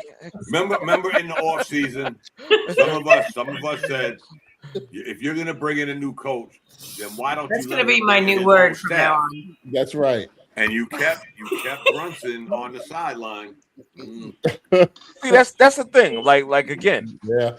you are part of another regime. You understand with Mhm. Tibbs and whatnot. How you get a new guy in Brown and whatnot, and yet this guy still keeps his job? What? Anybody will tell you once you get a new coach, you get a new staff. Right. Period. Okay, hold on. So, to Brunson's defense, which I really not, they kept Cheeks too. Okay. Yeah. Does I mean, it does happens. Cheeks, Don't get me wrong. It does does happen. Cheeks say anything? Yeah. I don't I know. never hear I would anything. hope he say something, man. I mean, he is a wealth of knowledge, man. But Like he's again, not listen, totally I'm devoid gonna of. let Bishop chime No. in on this one because Maurice Cheeks was your prototypical point guard. Point guard. Yeah, So Exactly. you yeah. would think having a Yes. prototypical point guard, he would be in the point guard's ear. Nah, Maybe not with I'm the father wrong. there. Not with the What father about there. Rick? What about Rick? He wasn't a shooting the scoring point But guard. Right, he was a he was a fundamental 10th point guard. He man. Come was on. Yeah, he for wasn't. You know, however much so he played. He You know wasn't what I'm saying? Maurice right. Cheeks. Right. Mm. I mean, But that's weird well, to me, listen, guys. That you he got couldn't do Maurice nothing with Cheeks Westbrook and in OKC. I don't know. It's kind of weird. I know Bishop Yeah. could probably say it better than me because Well- he's always on that. But it's weird to me that you got a prototypical point guard, a historically prototypical point guard. And somebody just said it. Does he talk? Does he say anything? Right. It makes you Well, wonder, don't it? the problem that they have, the problem that they have is like Brunson had some success when teams didn't care about whether or not the Knicks were moving up the ladder. Mhm. But now that teams are paying attention and they're gearing their defenses to making him null and void, and he's still not adjusting his game. He's still not adjusting. That's why Detroit beats us all the time. Because Right. no matter what they throw, because they keep throwing double teams, they put a tall guy on him. They come over with another tall guy, a Thompson kid. Like they stole the ball from him like 5-6 times because they just keep like attacking him, and he won't move the ball. He won't move the ball. And it's just See like, now, okay, well, and that's some Brown shit too, though. You know what I'm saying, Yeah, of right? course. It's Because gotta be on the again, coach nah, too. Yeah. like yeah, nah. It's like I mean, it got to. You know what I'm saying? Again, I don't I think don't. Brown is the entire problem, but there are evident problems that he is responsible for. He is Well, he responsible for not getting Cat in the play. He's responsible for not calling like every time they put a 6'9", 6'10" person on him for not calling some type of play to free him up off of that. You so. understand Do what you I'm watch the saying? game? Do you, do you watch the You know, games? and huh? So when you watch the games, right? Right. How many times does Cat set a screen for Brunson, and then Brunson looks him off when he's wide open? How many But times? 100 times. But yeah, 100 times. but again, Bishop, that's again we beat this horse to death last year when we kept saying an individual coach couldn't make adjustments. You're Yeah, I not was making about to the say. adjustments. We saw it the other night against Cleveland. To Bishop's Apparently, it's point, not the coach. they threw It it. ain't the No, coach. no. Oh, okay, yeah. They threw a Absolutely. 6'9" guard. They threw Absolutely. that 6'9" guard. Not the What's his coach. name? Wade on Cleveland. They Yeah. threw him at Brunson, and we had no answer. Right. And then you got you can't say it's entirely not the but coach, I'm right? saying then you take into consideration how does Karl Anthony Towns go 4 for 4 in the first half, 1 for 1 in the second half, and has 5 shots. But meanwhile, that's coaching. Bridges had 17. That's Shot coaching. Guard had 11. Yeah, that made That's no coaching. sense. Negative. That's coaching. Listen, I don't care. I don't care if I got to call the same low post play 50 times. I'm gonna make sure that cat gets 9 touches down there, 10 touches down there. You understand what I'm like? That right? Him going shooting 4 shots and a fucking half. Or was it the entire fucking game? 4 in the first half. Live, and he went 4 for 4, and then he went 1 for 1 in the second half and had 5 total shots. And Bishop, you can call a play. I'm not saying that's not on Brunson. I'm not saying that at all. I'm saying most of that shit is on Brunson. What I'm saying though is you can't. As much as I don't want Brown to be a culprit in the motherfucker, that motherfucker's a culprit. So you understand what I'm saying? Like he's down. What happens in the play is so Brunson will intentionally dribble the ball to the right side on the sideline. Hart will come up and set a screen. They pity pat the ball back and forth to each other. And then Brunson will go into his footwork. His ISO bullshit. Right. Yep. Right. Son, we are all Knicks fans up in this motherfucker. You know what I'm saying? What's been happening is teams have been sending like a second defender. So you can do your footwork, but now you got to shoot over 6'6" to 6'10" guys. Right, and you got on either other side. There's a non-shooter, so they sinking in on Hart. Son, I got you, baby. I know everybody know what you're talking about. But that's the point. That's the point where Brown. Excuse me, I'm sorry, brother. You're right. Where Brown's supposed to go, not fucking with Hart. Right, that a part of that is I have to present a shooter on one side of Brunson and the other side of Brunson. That's coaching. That's coaching. That's why they elevated. That's why they elevated Diawara. Look, if he don't want to pass the ball, they're not going to get a chance. They're not going to get a chance. Absolutely. That's why that man's name is Chuck Mangione. But I'm saying he looks off cat. Like 90% of the time. And it's just like, yo, dude. Like at a certain point, like so when Shaq made his comment, right? Right. Shaq was throwing Cat a lob. It was an easy, because Shaq is always for the bigs. He's always gonna be for the bigs. So what Shaq was saying is, hey, if you guys want to move to the next level, you know that you have to be that guy. If you want to move to the next level, you got to be that guy. Yes. What Cat did after he said that was he was looking around. Lobbed it back to Brunson. Nervous. He was all nervous and kind of like, well, it's I just want the team to do well. Yeah. And it doesn't matter who gets the credit and this and that. Now he again, gave the prototypical answer. Right. If you on the court for 35 minutes and you only get 5 shots and you're a premier offensive scorer, like it's been established that you get buckets in this league. You get buckets in this league. That's got to be frustrating. It's got to be frustrating. Absolutely. And everybody sees it. That go back to Anthony Towns wanted to be honest. holding him hostage. Right. If Karl Anthony Towns wanted to be honest when Shaq said that, Karl Anthony Towns could have said 59 games ago, Coach Brown said, I was going to have to be the one to sacrifice the most. What was that sacrifice? What did he mean? Wow. But what are we seeing? I would have loved that. That's tabloid. That's tabloid. I would have loved that. It's like he's a lost soul out there. Wow, Dom. Well, he really should Tom, be. you're trying to get him traded. You're trying to get him. No, I'm just going to what you're saying, Bishop. When we say, or to Live's point, he's not getting this many touches. He got 5 shots in one game. But again, y'all remember that press conference when Towns put his head down on the table. Like I don't know my I was going to have to sacrifice the most. What was the sacrifice the coach was talking about? You're going to shoot less, We're not going to give you the ball. We're going to let Bridges and Hart outshoot you on occasions, because which makes no sense. Right, and you're gonna have a $55 million cat. You know what I'm saying? Be a passer, like you glorify point guard on the hump. Honestly, it's so stupid. It's stupid. We don't need him, so that when they do decide to trade him, because again, guys, you're gonna have. I always say this: you're gonna have a little egg on your face. You traded Randall because he said "F you" to the fans. You traded DiVincenzo because you had to add a piece to get this Towns guy. So now you're not going to say after 1 year, oh, man, this shit didn't work out. But are we setting it up? Are we setting the narrative up to where if we do get rid of him, Knicks fans are going to say, well, he was only averaging 18 points a night. Who cares about 12 rebounds? I don't know. All I know is this guy has been a different player since the beginning of the season. He's had spurts. Let me ask you. Yeah, he's had spurts. But let me ask you a question.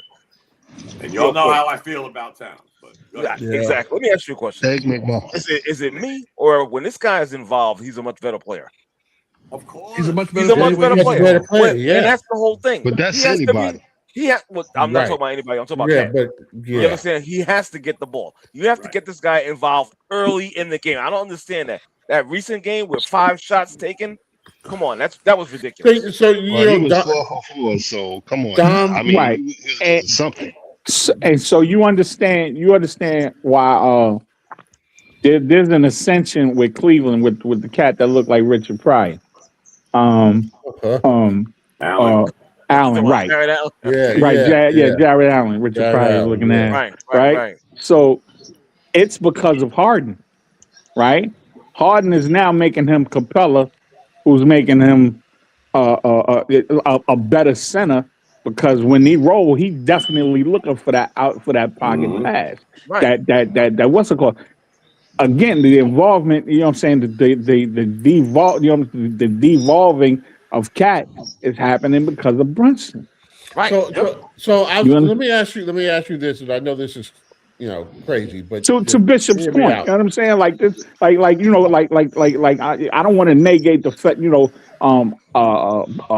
the coaches thing, man, but the Brunson and Cat is playing the actual game. But let me ask you this, because there's Jalen Brunson and then there's Evil Brunson. So do you think that when Evil Brunson looks at Cat, he sees, man, they got rid of my boy Dante DiVincenzo. But I do think there's like a distrust. He don't look at him. He don't look at him. Guys, it was Mikal Bridges that I say over and over again did the ultimate bitch move. You want to play in every game. You come in one game for 30 seconds to keep your streak alive. Then you want to blame the coach for playing too much. Right. And now you're the guy shooting 5 for 17. And now everybody's going to go back to, not the Thibodeau thing, we're going to go back to, damn, Dave, was this dude really worth 5 first-round picks? Yeah. Was he that guy? Is OG Anunoby worth $42.5 million to be a 3-4 player? No. There's some questions that are going to have to be answered, guys. If you involve those guys, I'm just as curious as the next guy. 59 games, guys, and we're still talking about. Me and Live got into an argument last night. 59 games in, and we're still trying to figure out what's the best rotation, what's the best starting 5. 59 games in, guys. We got 22 games left, 24 games left. And we're still trying to figure out things. We're still trying to figure out why Towns is shooting 5 times a night. And he's your number 2. Yeah, that's crazy. That ain't make no goddamn sense. 59 that's games crazy. That's crazy. 4 or 5 shots, and the Knicks blew out the team. That was recently, about 2-3 weeks ago. Yeah. Yep. I gotta wonder how would this team do without Brunson? Well, I'll let Bishop answer that. I know. So, I gotta throw it out there. So I think that's why they got Alvarado. I think that's why they got Alvarado. You had mentioned that before. And I think that's why they elevated. I think that's why they elevated Diawara, because Diawara can do the same thing that Hart can do, except he's taller. Yeah, he can do the same thing. So when Brunson started on his BS, his finger buddy is is going to join in because they joined at the finger. You know what I'm That's saying? crazy. So That's Join at crazy. the thing. you remember maybe like a month ago or a month and a half ago when Jalen Brunson, when the coach was like, "Hey, at post game conference, we're trying to do too much. Guys are trying to do too much." He Mm. said that, and then mysteriously, Jalen Brunson was walking and he twisted his ankle. No Mm, contact, No. nothing. mm, He twisted his ankle by himself. mm. No contact, Mm. no nothing. And Wow. he had to sit out a few games.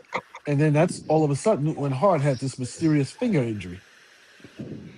And they were sitting on the bench together for like 3, 4 games. And we didn't have a lot of options because we just had Deuce and Kolick or whatever. Hmm. But I think what's happening is when Mike Brown is like, okay, and the Knicks are probably looking at this too, because it's like, why would you just pull Alvarado out of the sky? Like, what is he? What role does he fit Hmm. that you don't have? That you don't have. So they're noticing that the ball is not moving. There's no defense being played out of that role. Alvarado is half his size, and he's a pest on defense. Yep. He's half his size. So you believe Alvarado should start? No, No. I What ain't I'm gonna go saying, that far. Well, I'm not saying that. What I'm saying is, when Brunson gets on his BS and Hell yeah. they want to get Cat involved in the game, Brunson sits on the bench and they rock with Alvarado with Cat and a few of the Yeah, other guys, that and was he that gets was the the same ball. thing they was doing with But Kolick. Kolick had a Cole can't guard great anybody. hit. Yeah, right, But right, He can't guard here's the anybody. He catch. can't guard right. anybody. You right. You Right. right. Here's the Right. weird thing, guys. Y'all remember the 18-point comeback against Houston? yeah. Yes. Yeah, Who yeah, spearheaded that comeback? Cat. Cat. Yeah. Anthony yeah, Towns. Hell yeah. yeah, yeah, It was Exactly. easy. And it was yeah, easy. And you had Alvarado in the game, if I'm not mistaken, maybe I could look it up, 19, You 20 did. minutes. yeah. It was Yeah, he played Alvarado. It was 19 Alvarado, minutes. Shamit, Yeah. JB, OG. and Cat. And OG. right, Yeah. right. And But And mind then you, this that was the night that Brunson had 12 shots. yes, and Yeah, mind you, Dom, they was playing against Houston, the Rockets, whatnot. The Rockets have a pretty good defense. And, They're and one of the they top teams and what defensively. did they do to Bishop's point? Mhm. They threw probably him and his brother. I had this conversation with Live last night. Those Mhm. Thompson kids, they're Yeah. probably two of the best defensive players in the NBA. yeah, So yeah. whenever the Knicks play Houston or Detroit. Detroit. they're throwing these guys at him, and they're not 6'1". No. They're tall, they're athletic, 6'7", and they play and they defense. can move. Yes, Yep. they can. Here again goes the point of the coach to the adjustment. You've seen it. We have lost to Detroit by a grand total of 81 points, guys. Crazy. 81 points. So That's with crazy. them, that 31, 30, 20, whatever it is, that equaled 80, Right. you make one adjustment to a team that smoked you 1, 2, going into the third game, they smoked you by 31 and 30. What was your adjustment? And you lost by 20-something points, whatever. So you made zero adjustments. You knew this kid Thompson was coming after Brunson. You knew this. He did this shit the first 2 games. Basically Right. took you out of your groove. Right, and all playoffs, the whole Yeah. playoff. Yeah, Exactly. so I think And I you think made what's zero adjustment. I think the Knicks are guilty of they got a captain who refuses to adjust. He's smart enough to know that he needs to adjust. He just refuses to. Can He I, just can I refuses ask? to. Can I ask y'all a I don't question? Do know. you actually believe that Brunson has the ability to adjust? Yes. Yes. No. I'll Yes. say it this way, Yes. guys. I said this last No. year. When I don't everybody think was so. on the coach, Mm. my famous saying was, in every sport and every team, not just mine, the players play. So if you're going to blame the Yeah. coach because the player didn't do what he was supposed to do, but now we're going to say the player ain't doing what he's supposed to do, where's the median? Again, there's adjustments. We kept saying this last year.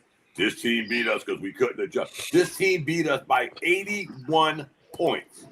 So that Yes. tells me you made how many adjustments? No. Zero. Again, Zero.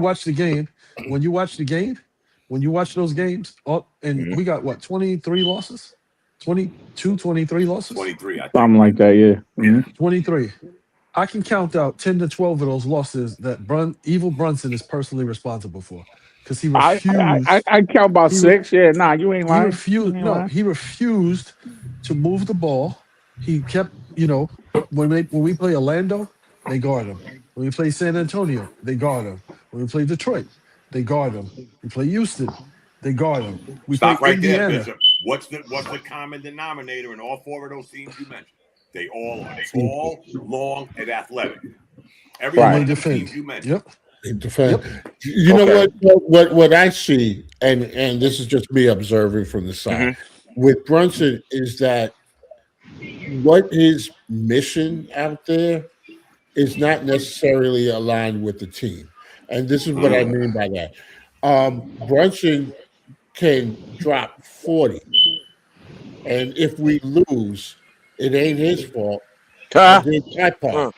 And so the narrative for him is not what the outcome is for the team. It's about, well, what I did. And I think well, what happened is when you're winning, it looks great. And it's like, yeah, Yes. Brunson dropped 40 and we won and Right. all this Yep. stuff. But when Yep. Evil Brunson shows up, because Evil Brunson wants the same thing. He wants his points and he wants his post-game interview. ah, And so if the team happens to win, right. that's a plus. I But go They back. need. you can look at his stats. Right. And this is, I think, what he emphasizes to the detriment of the team. I'll tell you what, guys. For me, it went to last year against that series against Indiana when they came back. When Indiana came back in game one, and we all blamed the coach for not making adjustments, but we forgot he had Towns and Brunson on the bench, and we were holding our own. We were up. You bring Brunson back in, 3 turnovers. They come back, they go to overtime. Right then and there is when I started thinking this guy might be feeling himself a little. Now we look at this year, and the coach says Dave's going to take a lesser role. Didn't define that role. But meanwhile, Brunson is still doing what Brunson. And I'm not, guys, trust me, don't take this the wrong way. I'm not taking nothing away from Brunson. We're all Knicks fans. But he's doing the same thing he did last year, which ended us getting us eliminated. And now against one team, a team that we put to bed last year, who came out with fire in their eyes, blatantly says, I can't stand you. I'm going to stomp you in your throat and stomp your ass in your throat 3 straight games. Let me stop you right want there. that smoke. Let me stop you. Hold on. Let me stop you guys right there. Let me bring my brother in. If he wants to get off his mute.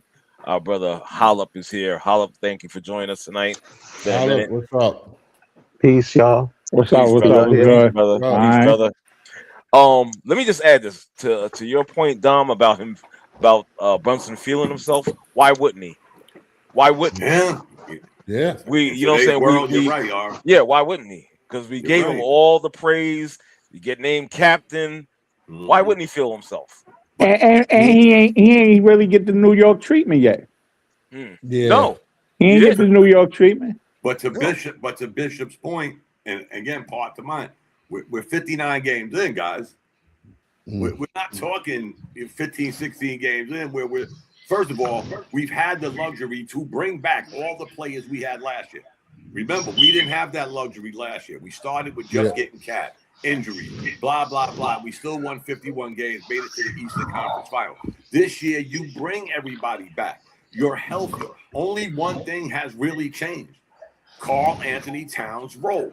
To Bishop's point, when is somebody going to look and say, damn, you know what, Bishop, maybe you should have told Brunson, maybe he should accept a little lesser role. But he didn't. Think about this, guys. He is playing exactly how he played last year. Absolutely. To some, it's very successful. Absolutely. The points, I say this all the time, guys. He gets the most invisible 6 assists I've ever seen in my life. So when Mike Brown said that Cat was going to take a lesser role, I think that he meant because Mike Brown is famous for running motion offenses where it's equal opportunity. It's equal opportunity. When Cat was in Minnesota, he was a primary scorer in Minnesota. So when he said take a lesser role, in my mind, it meant that the ball was going to be moving around and whoever was open was going to get the shot. So I mean, OG would get more shots, Bridges would get more shots, and whoever else was in that Hart would get some more shots, which he is because he's scoring more. Mhm. And Brunson is getting so it more wouldn't. shots. So the shots would be evenly distributed. So that would be contrary to what Cat was accustomed to, That, because he's so talented offensively. that makes sense. That makes What sense. what what Okay. I because he's been running. He's notorious for running motion offenses. So what stat I think we should run is time of possession. I'd like to know, like in a 48-minute game, hmm how many minutes does Brunson have the ball? Like how many minutes is he footwork, and checking the air pressure on the ball where How, how, nobody else is how, touching it? Where nobody else is how touching it. Wow. how many minutes does he play a game? Yeah, Well, exactly. I'm just saying because Subtract 30. 5. No, how many minutes does Brunson play a game? he Probably probably like plays 30. what 35, Yeah, I was about to say the 32, same thing. 32 to 35 minutes a game. Right. Right. So 35 to how many minutes a game? 40. 34.42 There you Yeah, go. to be and exact. out of But let me a say four, one thing So to about 40 Bishop's minutes a point. game. To Bishop's point with Towns, when Anthony Edwards He came said to 5 over. when Anthony Edwards came to Minnesota and he Yes. started ascending, Towns' points didn't go down. Mm. right? They Because were they still were 1-2 balancing. punch. They were 1-2 punch. Right. Which brings me back to the Brunson theory. You know, what is it with these two guys, man? He don't I want it to don't be a know. We're 1-2. all just having a grown folk conversation. Mhm. Bishop But just said it. it's just He don't want weird it to be a me 1-2. He don't how- want it to be. 100%. But Yeah, again, so we could now just look at last year, guys. We don't even got to go that far. We could just let me, look at last year where Towns was averaging 30, Mhm. 30 to 35 minutes, 21 points. What happened? He's not playing that many minutes this year. He's not getting as many points. Well, some of that is foul related because he's Yeah, well, he obsessed with does. foul baiting. Don't get me wrong. He's still an Egg McMuffin. Don't He's get me obs- wrong. But Right. he's still your number 2 Egg McMuffin. Right, but I'm If saying you he's tell me there's obsessed with somebody foul on baiting. that team other than Brunson that should be getting more shots than Towns, and even that is debatable, that would be, grounds for dismissal. Now, I on some would nights, say OG, Towns is on supposed to some get nights, more than Brunson. shots, and he's no, getting Okay. 5. on some nights, OG is the mismatch because Oh, OG is a big athletic dude and he don't need the ball to score. Like he's cutting to the basket, he's doing dive cuts, he's playing defense, getting points and so forth. So on some nights it should be OG. On some nights it should be Bridges. So I'm failing. People are keep saying Bridges is not living up to expectation. Bridges has a superb mid-range game. Yes, he A does. superb mid-range game.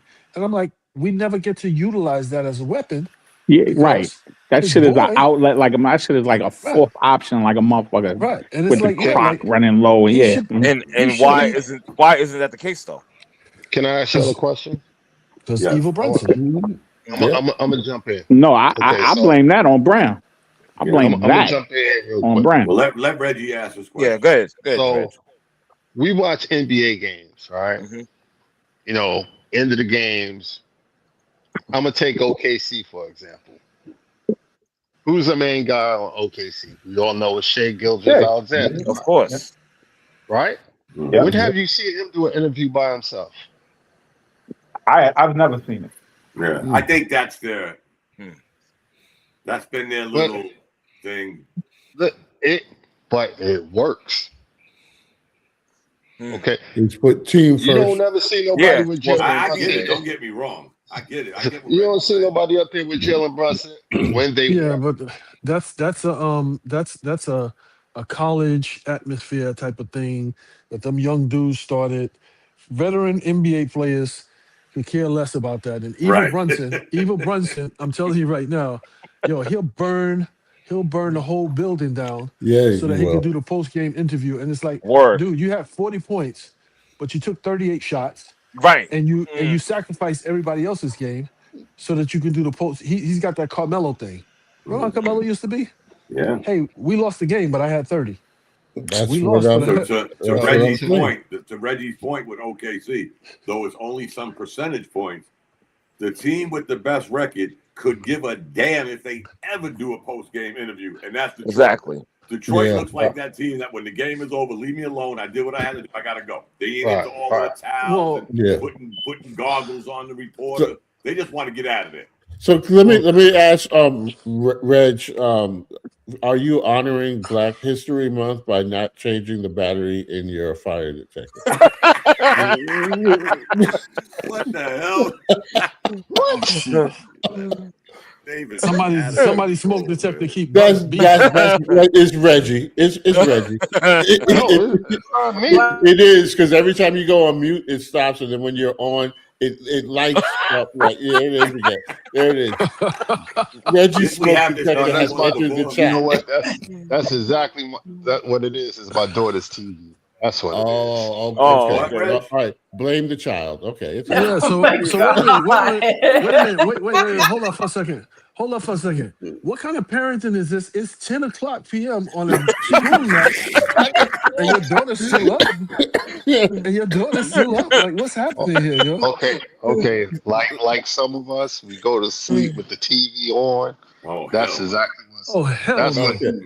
Man! Hell no! Old school. So what is she watching? Like Smokey the Bear cartoons? Because that's a smoke detector.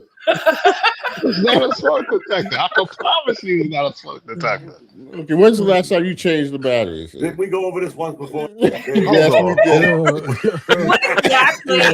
What exactly does it have to do with Black History Month? It's an ongoing. It's a ghetto thing. Yeah. There was a skit where a guy was, you couldn't tell by his voice if he was black, and his name, he was getting an interview over the phone, and the guy kept trying to figure out, is he black? And then he almost nailed it, and then the smoke detector came on. So yeah. Wow. Come on, Reg. Yeah. Well, guys, since Reg retired, he's a TikToker. So he's posting videos on TikTok with his fire smoke detector beeping off in the background. You know what, Dave? A lot of these newer homes, the smoke detectors are powered into the house. Hardwired, but they still got a battery. Yes, right. But they still got a battery. I was going to say they still have a backup battery. But if the battery's not being used, like, damn, Dave, we went over this last year when we heard the beep. Yes, we did. Yeah, it wasn't Black History Month. And we got the same denial. But it's the kid, Bishop. Shut up. It's the kid. Exactly. It's the kid. It's the smoke detector in the bowling alley. There you go. Hey, but before I go, are you cutting out? Yeah, in a minute, y'all. I gotta get up, bro. I got a dentist appointment. Okay. Bishop, are you down for the game on the 26th? Yes, sir. Okay. So if it's only me, you, and what did you get tickets? Whatever. You got tickets? I'm still lobbying. I'm still trying to get out there. Oh, okay. And live, yeah. We're talking about the ticket. Cool. We're talking about where the ticket's going to be. Again, Bishop, before I get, me and R were waiting on Hannah and T from Knicks and Ish. They was the ones that brought this up in the beginning. So I was like, I live here. Okay. I could always talk to Bishop because he lives in Charlotte. Who are you talking about? The one that smoked the weed? What? No, I don't think so. Huh? No. But anyway, I'm just messing with them. They kept saying that what they normally do. I've been good. They get everybody's money so that everybody will sit together. Exactly. I understand. But now it's like, I think Saturday or Sunday is March 1st. Yeah. Sunday. Gotta get this. R got to fly all the way out here. For sure. But you definitely got to do like either a video or a live so people can see you guys together. Because my wife I'll try wants to tag along with me, so okay. have to put up with. And I thought because with Anna the bishop, was going to be she had to put up with the bishop. Have to put up with Bishop. Yeah. But I thought Anna was going to be there. And like I said, I haven't heard nothing. So hey, nobody said anything. If R is in, guys, you Bishop live. Yeah, we got a few minutes. Let's go on that Game Time app. Exactly. Find 4 or 5 seats together. All right, guys. As long as we're not in the upper deck, I'm in to pay whatever I have to pay. Just okay. talk about the 300 level. I can't. Whatever. I can't do the 300 level, and I jump What? on planes. You but can't I do don't the wanna wait. sit that high. You can't. Oh, 300. That's the That's I all the guess way it's That's down. the upper. That's the bleachers. lights. Yeah, That's That's heavy. the upper. Changing bleachers. light bulbs, man. That's That's heavy. the No. smoking section. Yeah. Change Reggie smoke detector. Yeah. Yeah. Which just went off, by the way. Y'all ain't right. What's Man. going on? Shut up. Listen, should I keep So, going? Yeah, sure. Until the Metamucil kicks in. Keep going. Oh my God. Dave, Wow. you coming? Okay. Oh, done. Those flights were ridiculous, Oh. or else Yeah, I would yeah. come. Right. I would have booked it, but those flights are like crazy. Bishop said he got you. Oh, all right. Which bishop? Now, Which bishop? Which bishop? Which one? Evil Bishop. Oh, what's Evil up with Bishop. security? Wow, seniors are reliant on Social Security. Well, Yeah, due to well, that's the appropriate. due Moving to the on. lack, there's a serious lack of savings going on in this Yeah. country Oh, when yeah. it involves Yeah. I'll seniors. hang out whatnot. for that one. Okay, okay. Yeah. You know what I'm saying? It's a I serious, actually took notes for this one. yeah, serious problems with that. Into it. That's why they use it like it's their slush fund. Wait, what? The Yeah, I mean, yeah. What? you know what I'm talking about, right? Like No. No. Hence the what? wait, when they every time they want to pass something, they go after Social Security and Medicare. Oh, okay. You talking? Oh, about, okay. I thought you yeah. were talking about Yeah. I was Okay, like, huh? got you. No, Okay. yeah. Well, yeah, Yeah. that's what I meant. I But got you. You understand what I'm saying? It's ridiculous. Like they're going after the lowest income people. Really? Well, But there's easy that's, target. I don't It's an think easy that's target. where I didn't think that's where we were going with this because Yeah. from what I gather, guys, in the research that I've done, and y'all know, because some of us are close to that age, for sure. Social Security was not meant to be a retirement plan. No. So, No. and I'm not, trust me, people, I'm not telling nobody what they should have, could have, would have did in their life. But we've seen this, guys. We've seen it with people older than us, where if we didn't take that as a lesson, because guess what? Every year, Social Security, since I can remember, is getting an increase in money. But again, the money is not designed to be a Living. retirement package. Right. No, it really isn't. And this could like really potentially, you know what? Fuck potentially. This could really like have people homeless and whatnot. So what was it designed to be? Like I mean, me, but I'm on this ain't- disability. It was designed to be a supplement. This ain't a recent kind of thing, though, man. No, like you know, like this ain't like you know, Social Security been being used for a last resort because motherfuckers ain't have no money. Right. You understand what I'm saying? Like the millions of Americans have just their Social Security, right? If they lucky to live that long, you know what I'm saying? Exactly.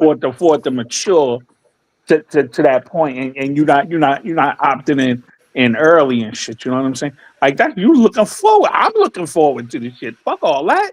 You understand what I'm saying? Right. I mean, to supplement my shit. You know what I'm saying? They're But not offering a solution. Exactly. you know, Again, but like the severity of people on it and what it's being used for, man, this is about 3-4 decades long at least. Yeah. What is it? And you know what what, is it Live? supposed to supplement? Your It- retirement. It's supposed to. You're supposed to have a. You know, theoretically, you should have a 401k. You should have Right. a 525. You should have some barrel Oh, bonds. really? You should have some. Yeah. You know, Oh, yeah. a little We job make the investment. rules. Yeah, that right. It's supposed. You supposed to have a pension too, right? Right. All Right. that. Yeah. Where is this at? This you're talking about old school jobs, Right. Right. Son, let me not make y'all think I'm on a high horse, man. I'm 58 years old putting up graphics right now. So, okay, so I get it. I'm not, you know, like my little trans situation is there. You know, I got a couple of eggs over here, but look, I'm looking forward to. Does the average American have a pension? No, I don't. I don't know. I don't know that answer. Seriously, Not, I would say older probably not. Americans. I say Right. probably Older not. I'd probably Americans say no. will. Yeah, because we talking about average American. I know brothers and sisters in my neighborhood don't. So it might have been made to Right. supplement earlier, but right now it's a different ball game. It's about survival. Can I It's ask about you a survival. question? Please. What about people on disability? Here's the catch to that, Mm. because I hate to say it, I tapped into that when I became 100% disabled Yeah, from the military. right. Those people get more than the average Social Security pay. Wow. And again, Oh, I know. I'm not apologizing I for what I understand. did, but I'm just saying. I But- looked at people. Well, you my ain't supposed age. to, man. That's your money, man. You know what I I'm saying? look But at people my age and even ours age, which will be 62 soon. If you was to tap into somehow, some way, disability, you would, I ain't gonna say super, but you would well eclipse what you would have got in regular Social Security. Right. And I've been getting it for I've been how many disabled years, now guys? 15 years. And believe me, I had to fight for it because for some reason, I don't mean to sound like, but for some reason they look at us as veterans, where, man, you're getting retirement, you're getting VA disability. Well, you know what? I told my lawyer. That. Yeah, I told my lawyer that's because we're entitled to that. Right. Everybody's entitled to Social Security disability. Right. You're looking at me like I'm trying to break the rules. Right. No, I'm just playing the game that people that never joined the service have played, and that's how I found out all that. The pay. There are no rules. Yeah, I started looking holler where when I turned 62, worked my whole life, I'm only going to get. And then when my lawyer got the disability, I looked and I was like, I'm not going to tell y'all what the difference was, but it was it was incredibly It's different. almost double. I But laugh say when this, people guys, talk I'll about say the this before rules. When I guess I learned from other people watching them when I was coming up, when I was younger. And trust me, when I joined the service, we weren't making a lot of money. Right. But somewhere in the back of my mind, I remember my mother, you know, she was an RN, made good money, became a orthopedic. I'm thinking the first thing she always told me, Dom, when you get paid, pay yourself. Whether it's $10 every 2 weeks. She said, hypothetically, you get a raise. Military gets a raise every year. Take that money, the difference in the raise, and try to save that because you weren't working with that a month ago.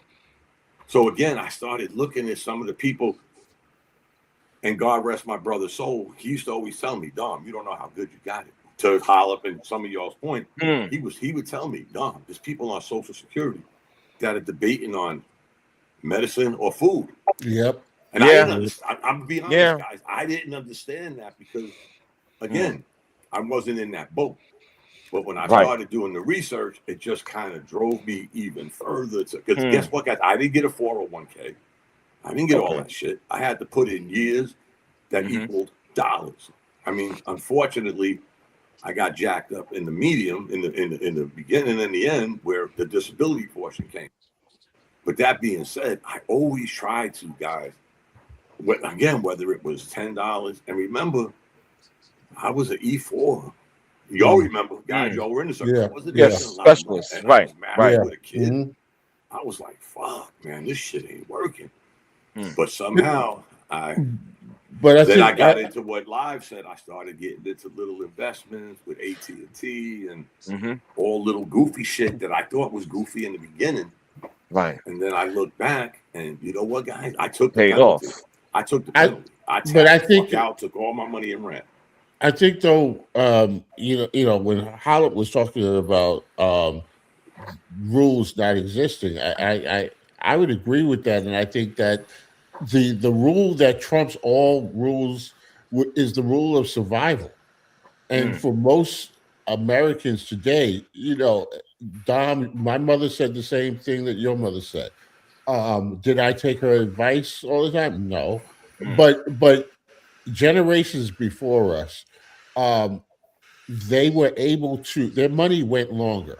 And we've talked about this before. And so putting things to the side didn't mean at that time you had to choose between that and being able to pay your rent, being able to feed your family and so forth. Right. The cost of living has skyrocketed, Yes, sir. well beyond what people are making as far Yep. as their salaries. And so now you're put in a position where, you have to think about, do I put something on the side when I have all these bills and things that I have to pay? And sometimes we cut ourselves or sell ourselves short because our focus is today. Right. Oh yeah. And We the live thing in a here about and now world. the thing about age is that we all aspire to get there, but in the meantime, we have to live at the age that we are, And you got to and get there. and you Right. got to You gotta you get got to there. get there, and as young Don't get me people, started yeah, How old are you? yeah, because this is not our fault, it's no, and absolutely not. it shouldn't be treated as such. You got I motherfuckers who are 100%. you got people that's terrified or think that it's outrageous that people who make $1 billion should be taxed. Yeah. Right. I'm with you, They're out Howard. here fighting for people who never have to worry about money ever. Their future Right. generation, but yet you're fighting for them to keep their money. Right. That's F all you. about. Money that's F supposed to you. be there. Right. That you've been Because paying in all your if fucking those life. people contributed the way that they were supposed to be, then Social Security would be a retirement fund, and it should be. But that's kind of hard. It's your Fuck that money. supplemental bullshit. That's kind of hard to say. No, it ain't hard to say at Because all. we see what. I'm not even gonna count. I'm not even gonna clock pockets.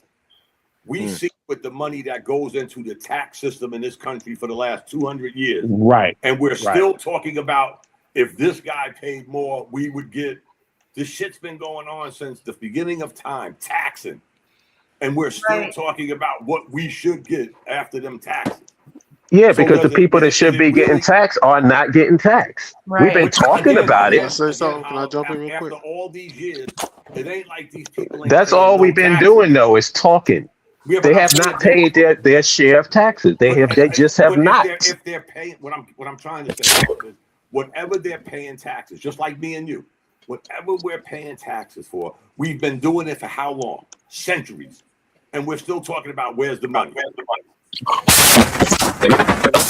So That's my point. Somebody's got. Yeah. That's my point. My point is that we've been talking about taxing these people. It hasn't actually been done. Something, buddy. Hello? Can you hear me? Yeah. Somebody's got a little static. It sounds like Is that me? static. I don't know. No, Is that me? No. It was, Is that me? I think. No. Now it's not. It might be hard. It sounds like somebody got the Yeah, you might be right. the my first ham radio. You might want to take Yo, is that Ronan? mic out of your mouth. No, it ain't. Did I hear Ronan? Whoa. Yeah, what's up, Hollow? Yeah, what's up, man? Did you want to say something? Yeah. Yeah, go ahead, man. So the tax rate from 1933, 35, all the way up to 1972. No, up to 1965 was 91% for the highest income earners in this country. They dropped it down to 77, and that was the income. That was the highest. That's the tax rate for the highest income earners all the way up until 1980, and then they dropped it down to 38. So Wow. you hear all these old people who talk about the greatest generation, stuff like that. When Eisenhower was the president, a Republican, the tax rate was 91% for the highest income earners. So that led to the expansion of the highway, roadway system, all that stuff like that. So if you got 5, 6, 7 individuals worth $4, 5, 6, $8 billion, not paying less in taxes than everyone on this phone, on this call, then the problem is I'm trying to see this in how are they're benefiting where everyone else doesn't. Right. You got someone like Jeff Bezos, his own wealth alone is more than 45% of the population of the United States. 45%, right. That's one man. One. Now you add in someone like Elon Musk, jump it up, that's probably what, 65, 70%? He's on schedule to be a trillionaire. Boom, right. There it is. He's There it he's is. a half a trillionaire Justify. right I now. want somebody on this phone to justify that. There is no justification. Oh Justify. yeah, no, yeah, we ain't gonna do that, bro. No, we ain't gonna justify it. We're No, not The gonna do question that. is what can be done. right. These Punish him. motherfuckers can That's kiss that- my but ass. Well, That question right there is it could go through like that like there has to be a serious Ow. voter platform, a serious political platform where for the people mean for the people, right? Right. Like But look there's at no You know like how I there's feel no about it? like agents and look shit. at So You know Mondani. how I feel Lying about it? everything. I mean, I feel like or Bagnani is a socialist. Like I he's feel. for rich people. Like you know just because Right. he wear the Can y'all he hear wear the me? Democratic. Yes. Yes, sir. Yes, Yes, sir. yes, Howard. I feel the same way about these people defending these billionaires as the people that defend the Epstein people. That's how I feel the same way. Yeah. Mm. And they're probably the same people. Why are we even having this discussion? Tax these motherfuckers, take their wealth and spread it around. Simple. Right, Simple. but we And And I talking have about a no complete cognitive dissonance over that. I have no cognitive dissonance. I don't give a crap about these right. people. Most of the voting public, whether you want to call yourself whatever, most of them do not give a fuck about referendums and all of that. They don't go deep enough in the politics to deal with their local government, their local representatives, where they go, listen, I don't want our money to go here. I don't want this happening. How can we prevent this? Yeah. Right, and those Yeah, lobbyists, so- those lobbyists never take it to any place important. So, But that's a So a generational thing. billionaire can't get a helipad. I'm supposed to cry. nah. This is me saying that we, right? You know what I'm saying? Us sitting here, you know what I'm saying? Like don't care enough to go to the lobbyists, right? To go to these people and go and let me not say I didn't mean you guys in particular. I'm saying the level of citizenship is thus that we supposed to be inside these political chambers of folk Can I voicing our opinion retort? about money for Israel and help for the Sudan Can I and things of that nature. We don't do that. So when the vote goes on, we get the Is somebody chewing on plastic? somebody got that my first Sony Ray. Yeah. sound like They aliens or got the something? phone with the string Yo, on it. can I retort? Can I offer a retort to That's the? Rich's daughter again. Can I offer a retort to what you just said? Sure. Was not. We live. What is this? A representative republic? Yeah. What? We have people and we have voted in the office that's supposed to be working in our interests. Okay. The average everyday person can't be at these, every political thing. We pay these motherfuckers to do that. Right. And they're not. So if we know that and we still paying $800 for toilet seats, You're right. You're But 100% where correct. do we go next? Then we need to be more representative of our vote. Yes. It's We not need to even- force these it's- motherfuckers to do what they're supposed to be doing. But again, I agree with you. that's the I agree with elephant you in on the that. room, Olive. But There again, needs some to people be got more Some people got exposure. pissed off when we were saying, why is our tax money paying to lives for it? Some third Right. world country, we're giving them $12 million to have condoms. Right. Who the hell is representing that shit? What? But 12 million. when you say that to Holland's point, but when you say that to let's say, like you said, Holland, we pay these literally we do. We pay these people to represent us. But Let me how just far say are they this. going to represent us or some other pitcher? I would use another stat beside that 12 million, which is a drop in the bucket for I'm just using that as condoms. an example, Holland. Yeah, You know but what I I mean, know they are. foreign I know, aid. but I've heard they use that before, and that's a really poor. Like, I don't have a problem with condoms being spread because it stops the spread of diseases. So I ain't got an issue with that. But if we want to start talking about some stuff, if we really want to go down the rabbit hole, let's talk about the tremendous amount of waste. 12 million is like pennies. Right. It was just let's talk about. Let's talk about. I understand what you're saying. Yeah. But let's talk about the real waste going on. This guy, what's his name? Elon Musk is scheduled to be a trillionaire. That's unacceptable. Right. Unacceptable.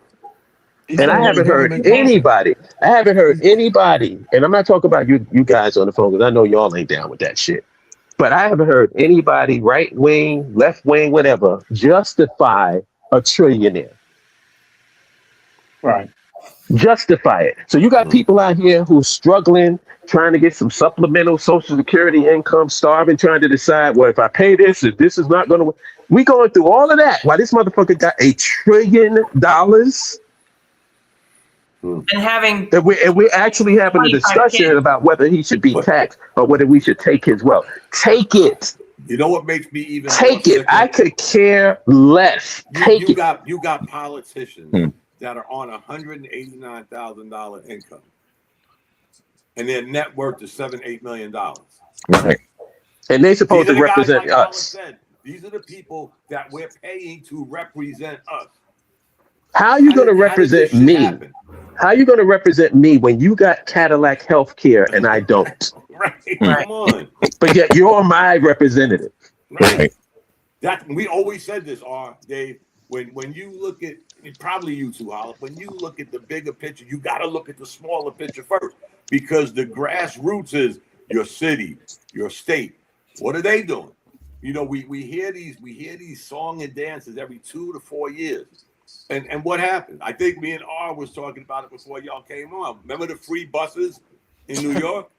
Yeah. 5 minutes later, the bus went up $3. So, right. I mean, how are you? You know what we need to do?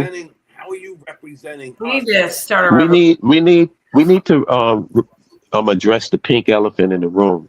Is that every poor person thinks that they're going to be a billionaire. So when they see them taxing and taking money from the billionaires, they're like, well, that could be me. Guess what, fool? It ain't ever going to be you. No. right. So let's get that out. You're never going to make $1 billion. Believe it or not, Hollip, I think that's where I got my mentality of, if I don't do it, right. I hate to say it like that, I'm not the smartest person on this line. But if I didn't do it, if I didn't look out, because I knew at the end of the day, like Dave, for example, not the coincidental that we lost a child, but even if we didn't, there was going to come a time in Dave and I's lives where it was just going to be Dave and his wife, Dom and his wife. Right. And that's all I ever thought about at the end, because I knew sooner or later, trust me, losing a child is bizarre, it's painful. But I always knew there was going to be a time in my life where it was just going to be me and my wife. Yeah. So if I didn't think of taking care of me and my wife, then I failed. I don't give a shit what the government did. I understand what Holland's saying. Don't get me wrong. But I knew long ago that if I don't do this shit, because I saw the handwriting on the wall, to Holland's point of what they do, that ain't equating to what I need, I better do something. Or I'm going to be a 60-year-old man thinking, here we go with the coulda, shoulda, woulda. You know, if ifs and ands with pots and pans, you can't. Again, as individuals, I understand the taxation, but if we as individuals don't prepare for that, well, the reality is that it's not every individual is not going to do the thing that they need to do to take care of themselves. So it's a societal problem. And there's an old saying that what is it? You can't solve systemic problems with individual solutions. Right. You got to address the systemic problems and know that everybody ain't going to do the right thing. I know people who were at union gigs who they've been there for 40 years and never got into 401k. Wow. And you know what? Just ignorant. That's the you know what I'm saying? That's the one thing I always questioned. And I understood going into it what I was going to get as a retirement. But I always questioned that. Because remember, there's times in the military, y'all know, that you're dealing with civilians. And I'm looking at these fucking people. They're working for the same federal government I'm working for. I'm doing a little more. But these fuckers got 401k, CSRP. They got all this federal retirement shit. And then I'm thinking they have this 25, 55 thing. Like, you survive 25 years with the Fed, you can bail out at 55 or 20, 55, whatever. So I'm thinking their retirement versus mine, what I'm doing to what they're doing. I mean, we all choose our path. Don't get it twisted. But again, I'm working hand in hand with these people, and I'm like, how the fuck did this happen? Serious. These are federal. I understand they're federal employees, but I'm just talking, I ain't going to say low level, like GS7s, GS8s, maybe. They're not making a ton of money, but their retirement plan was like, what the fuck? But I always thought this, Holland, why didn't they offer that to us? I would have sacrificed some of my money. See, this is the problem. This is the issue that I'm talking about. Everybody doesn't have anybody to pull their ear and say, "Hey, this is what you got to do." Right. We out here on our own, and everybody. That's why I think it's unfair to put it on the individual. We're a society. We have to look out for each other. I get that point, but at the I don't want people broke and poor and elderly and not able to feed themselves. Who wants that? Right. Even if I'm doing good, I don't want you doing bad. Right. Of course. Can I say something to that point? Right. I didn't know what equity meant until I was 37. Okay. You understand what I'm saying? Now I done been in every 401k I ever, whatever job I ever had was there. Oh, excuse me. You know, even went into some that had other profit sharing situations. You understand what I'm saying? But didn't know what the fuck equity was. I had a piece of land in my family since I was like 60 years before I was born. Wow. And didn't know what 35 acres. Didn't know nobody up until me doing something for it. You know what I'm saying? You know, building it up, building equity in it. You know what I'm saying? Ownership. You know, making it profitable for my son. You understand what I'm saying? Because we're not taught that. We're not taught in this country. No, you got to find out on your own. Right. You got to learn that on your own. If I could just jump in here, because Hollip raised a very good point about you know, people believing that they too can be a billionaire and or a millionaire and so forth. You know, many of us, I'm not, you know, we're coming of age in the 80s, and you know that was a time of that, you know, big money. You know, you did hard work aside. There were a lot of different angles that people were taking, and they seemed like they were benefiting and getting rich from. So everybody had an angle. And so when I started working the job that I'm currently in, it was, you know, the beginning of the 90s, 1990 to be exact. And what I was making was very difficult for me to survive with a wife and a new baby. And so I went down to my wife and we went down to see about getting some kind of benefits. I remember this, yeah. And you know, we just a little something at that point to supplement what I was making. And we were told that if I wasn't in the picture, my wife could get all of these different things. So I'm talking about a time I wasn't really making any money. Yeah, they did you how they did Claudine. Yeah, right. So it was, and you know, it wasn't a shock to me. I'd heard this before, and so you make what you're making, but it's not enough to sustain you. It's not enough. You know, something's got to give. Yo, Dave. Yeah. Let's compare that. All right, before you could work at a job, right? You had your pension, you had your 401k, you had stock options, whatever. You worked there for 25 years. You retired. You had your home, you had your car, Home You was can paid live. already. Yes. You can live. Yeah. Now, I heard a figure. They say that you have to put aside $2.5 million to retire. Yep. Who is doing that? Exactly. Nobody. I gotta retire, and then I gotta Nobody. become a real estate mogul. Right. I have to open up multiple Friend. businesses in order for me to live. And Friend. that and that and see that, and that's what I'm talking about, because when we were talking about the individual, circumstances dictated where my money went. Mm. And also when you're young, you think you're going to be young a lot longer than you actually are going to be young. And so you don't oftentimes you don't think about you think about future self, but you don't really take care of future self at that age, because you're like, oh, I'm going to have plenty of opportunities. I'm going to, holla, our me and Dre, we thought we were going to be rap stars. So and then at some point, I said, no, I got to do this work thing, and Yeah. so I didn't necessarily do the things that I should have done to take care of the person that I am today, and Mhm. but it wasn't because I didn't think that person needed to be taken care of. It's that it was very hard to put that little bit aside when I'm trying to take care of the present me with a wife and a child. And so a lot of the system has created circumstances that make it very difficult for people to do a lot of these things. And I had money that I was like, I don't want. They already taking taxes.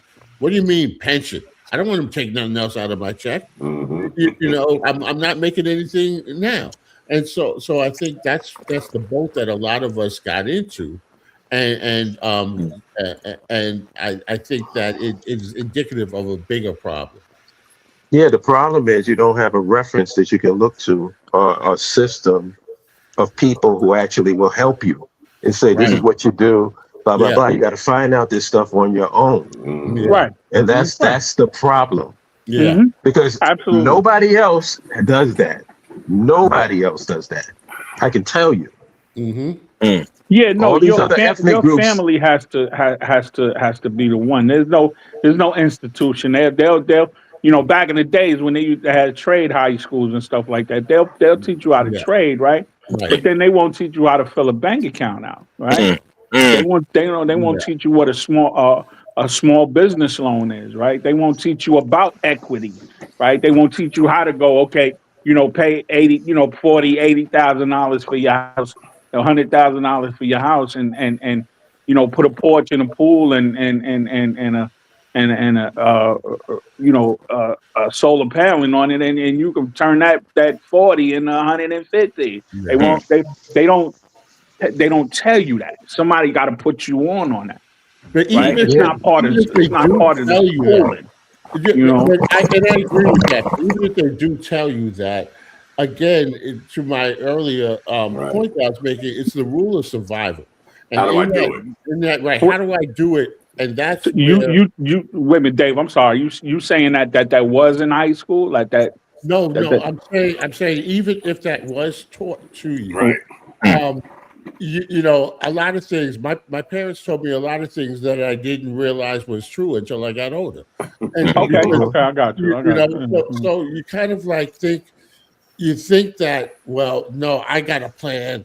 My way is going to be the way, and I don't need to build a nest egg because I'm going to make it rich. That's going to be taken care of, and then you Well, you know what, realize, Dave? yeah, Let me yeah, tell you this. It's certain things I feel shouldn't be left up to the individual. If I was at a yeah. let's say an old school job like a union shop, Hmm. and I had to give advice to any young kid coming in, I'm telling them, start your 401k, get your Yes, stock options, yes, whatever. This is not an option. yes. Right. Agreed. I You're don't care. I don't care what you 100,000%. feel or what you think. This is not an option. This is what you do to start, and you're going to benefit from this years 100,000. down the line.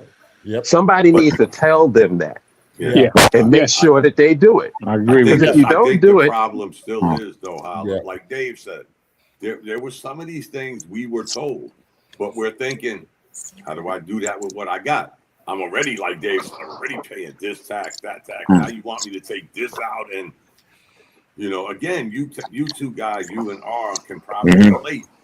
I'm 21 years old, making peanuts. I got a wife, a child. I'm living in El Paso, Texas. What am I doing? You think I was thinking about 20 years from now? You think I was really thinking about retiring from the U.S. Army when I was 21 years old? Not a snowball chance. I was 21. I was trying to survive by month to month. Yeah. I can let that person know that I was 21 too. Yeah. At that point, I was 21. So it's not like didn't have that option. It's not like I'm telling them to go through something that I haven't gone through. Yeah, well, that's that part, but I think you're right, Holland. But one thing that I've done, because I've been in the New York City school system for going on 36 years now, and but when I work with a lot of young people, new teachers, and so forth, and that's one thing I do advise them, because if they start at that age, if I had started at 25, the younger you are when you start these things, right? The better off you're going to be. That it's just math. But that's one thing that I do impart to them, and there's nothing wrong with saying, I wish that I had done X, Y, and Z, but let me be that example for you, because God willing, you're going to be my age one day. The one thing I'm probably the most proud of, again, going back to you guys when we were younger and I joined the service, and even as I grew in the military and became a leader, those days were hard to talk to young soldiers. They knew everything. Y'all know the story. Yeah. Privates know everything. The E4 mafia, the whole 9 yards. The one thing I'm more proud of is this generation's army is totally different. They're more aware. They're more self-sufficient. They know how to save. Everybody's not driving a brand new BMW. Some people are opting to live in the barracks so I can save some money, because there's going to be something in my life that changes in 4 years, whether I stay in or not. This breed of soldiers that I see, I can't talk for all armed forces, just soldiers, because I live so close to Fort Bragg. They're a new, I hate to use the word dynamic, but they're more self-sufficient. They're more educated. They're more aware. Yeah. Because back in the day, y'all know, they didn't give a shit. I'm going to do my 3-4 years. Thing. Yeah. Dom, they weren't sold the dream. No. That if you work hard, you too can have this. Yeah. Because like the young teachers that I work with, they got 2 or 3 roommates trying to survive off and any overtime that they can get. They're doing all this stuff just to, if they've got a car, they're trying. You know how it is, insurance and everything in New York City. The rents are outrageous, and so I don't think that they have any misunderstanding. And in the meantime, one man is making $1 trillion while the teacher is living with 3 roommates. Yeah, and I'm supposed to feel some sympathy. For the person who has $1 trillion. I'm supposed to feel some sympathy for somebody who's a billionaire. Sorry. Cry me a river. And you know what? And you tell them to get all this education so that they can be in a position to make the money, and they've got to take out student loans. You got some colleges that are close to $100,000 a year. Trust me. Or more. Wow. Yeah. And how about this? 60% of the people who's wealthy were born into it. Yeah. They didn't earn shit. No, born into it. Yeah. They didn't earn shit. You mean to tell me that one individual earned $1 trillion? Right. Yeah. Come on, man. Take his money. Take it. And I don't have not one bit of cognitive dissonance over it. Take it and spread the wealth. I would just like to say in advance that Hollip did not kill himself. I'm saying You know, every time you speak about one of these trillionaires, billionaires, somebody disappears. No, he ain't going nowhere. He ain't going nowhere. Yeah, No. right. He ain't going nowhere. That's not even. We won't even tolerate that. We won't tolerate that. I'm being sarcastic. I Holland's been giving that definitely message don't want for anything to years. happen to you, but I'm Yeah. just saying. It's You well know- documented on the internet. So Exactly. Look at I'm not sure. He was just assassinated. You know, anybody that comes up with a new theory or pushes against the elite, you know, They know better. They know better. They know better not to fuck with us. Period. They know better. well, not you. I mean, We're documented. No, Then- First of all, I live in the South, so yeah. Well, My they thing is- didn't have to listen to Hollop before he became a threat. no. I would, We oh my hear God. him, but they're I not was hearing totally him. being sarcastic. Yeah. Please don't Yeah. think I meant Nah, that. gotcha. y'all know each other your whole lives, don't y'all? Pretty much. Yeah. We've known each other a long time. Yeah. But- I've Our known y'all message for is about the same. 10 years. Am I the only Yeah. one that seems to notice Epstein didn't kill himself? What's his name was just arrested. You know, Yeah, that's why I'm saying, what like you're in saying. advance, Right. Prince Andrew didn't kill himself next Wednesday. Yeah. I know what you're can't. saying. As much as I'd like to go down that rabbit hole, I got. Yeah. There's too many other. Yeah. There's too many other things. Exactly. There's a lot of holes in that Concentrating field. on. Yeah, I know. I never Yeah. went into all of that. I mean, Yeah. The thing that annoys me more than anything is when I see the average poor broke person jumping up and defending and being a shield for billionaires. That just drives me crazy. It's ridiculous. I know. That makes no damn sense. You know, The same people that wouldn't pee on them if they were on fire. wait a minute, Dave. You know, ours getting quiet, so. Oh yeah. Y'all actually let me hang out until almost past where I was. Exactly. That's all right. To mention real quick. Okay. This past storm, and this makes me want to cry. This past storm, 20 people died. Yeah. In New York City. Yeah. Mm-hmm. Because of the storm, they froze to death. Yeah. Wow. And you know, then you to Hollop's point, you got this guy Musk, who he could have housed every one of them. Not one billionaire cried. No. Exactly. No. So expect the same amount of tears when they tax them. Yeah. Exactly. Right. So got the same amount of tears from me. 22 veterans commit suicide every day. Every day. Or not. Right. If the people in the top tier would have paid their percentage of Social Security, nobody would have to worry about anything. Exactly. Right. Exactly. All they want is just survival. You know what I'm saying? Our elders could actually have retirement and be safe and not have to worry about anything if they just came out and paid their percentage of what they're supposed to be paying.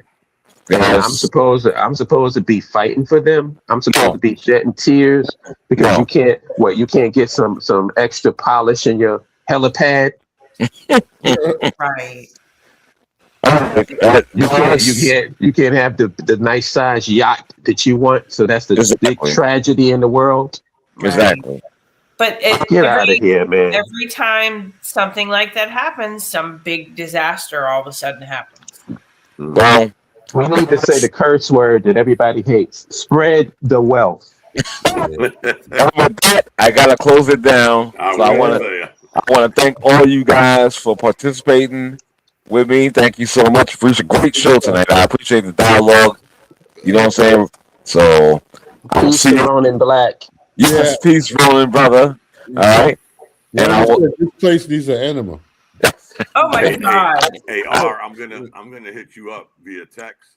Okay. Man, that is a visual I just didn't need. Yeah. Not a problem. Before we get too far off track, I'd love to meet you. Yeah, I'd love to meet you as well in person. I met Bishop. Y'all know Bishop, so exactly. Yeah. Exactly. He's a treat, though. I tell you that. Man. Oh my God! All right, have a good night. As much as I complain and fight with him, he's definitely a treat. Hilarious. I would go to war with him. He's a good man. But I'll Yeah, send yeah. you some screenshots, and let me know. Okay. We'll work something out. Gotcha. All right, guys. All right, bro. See you next week. Okay. All right, brothers.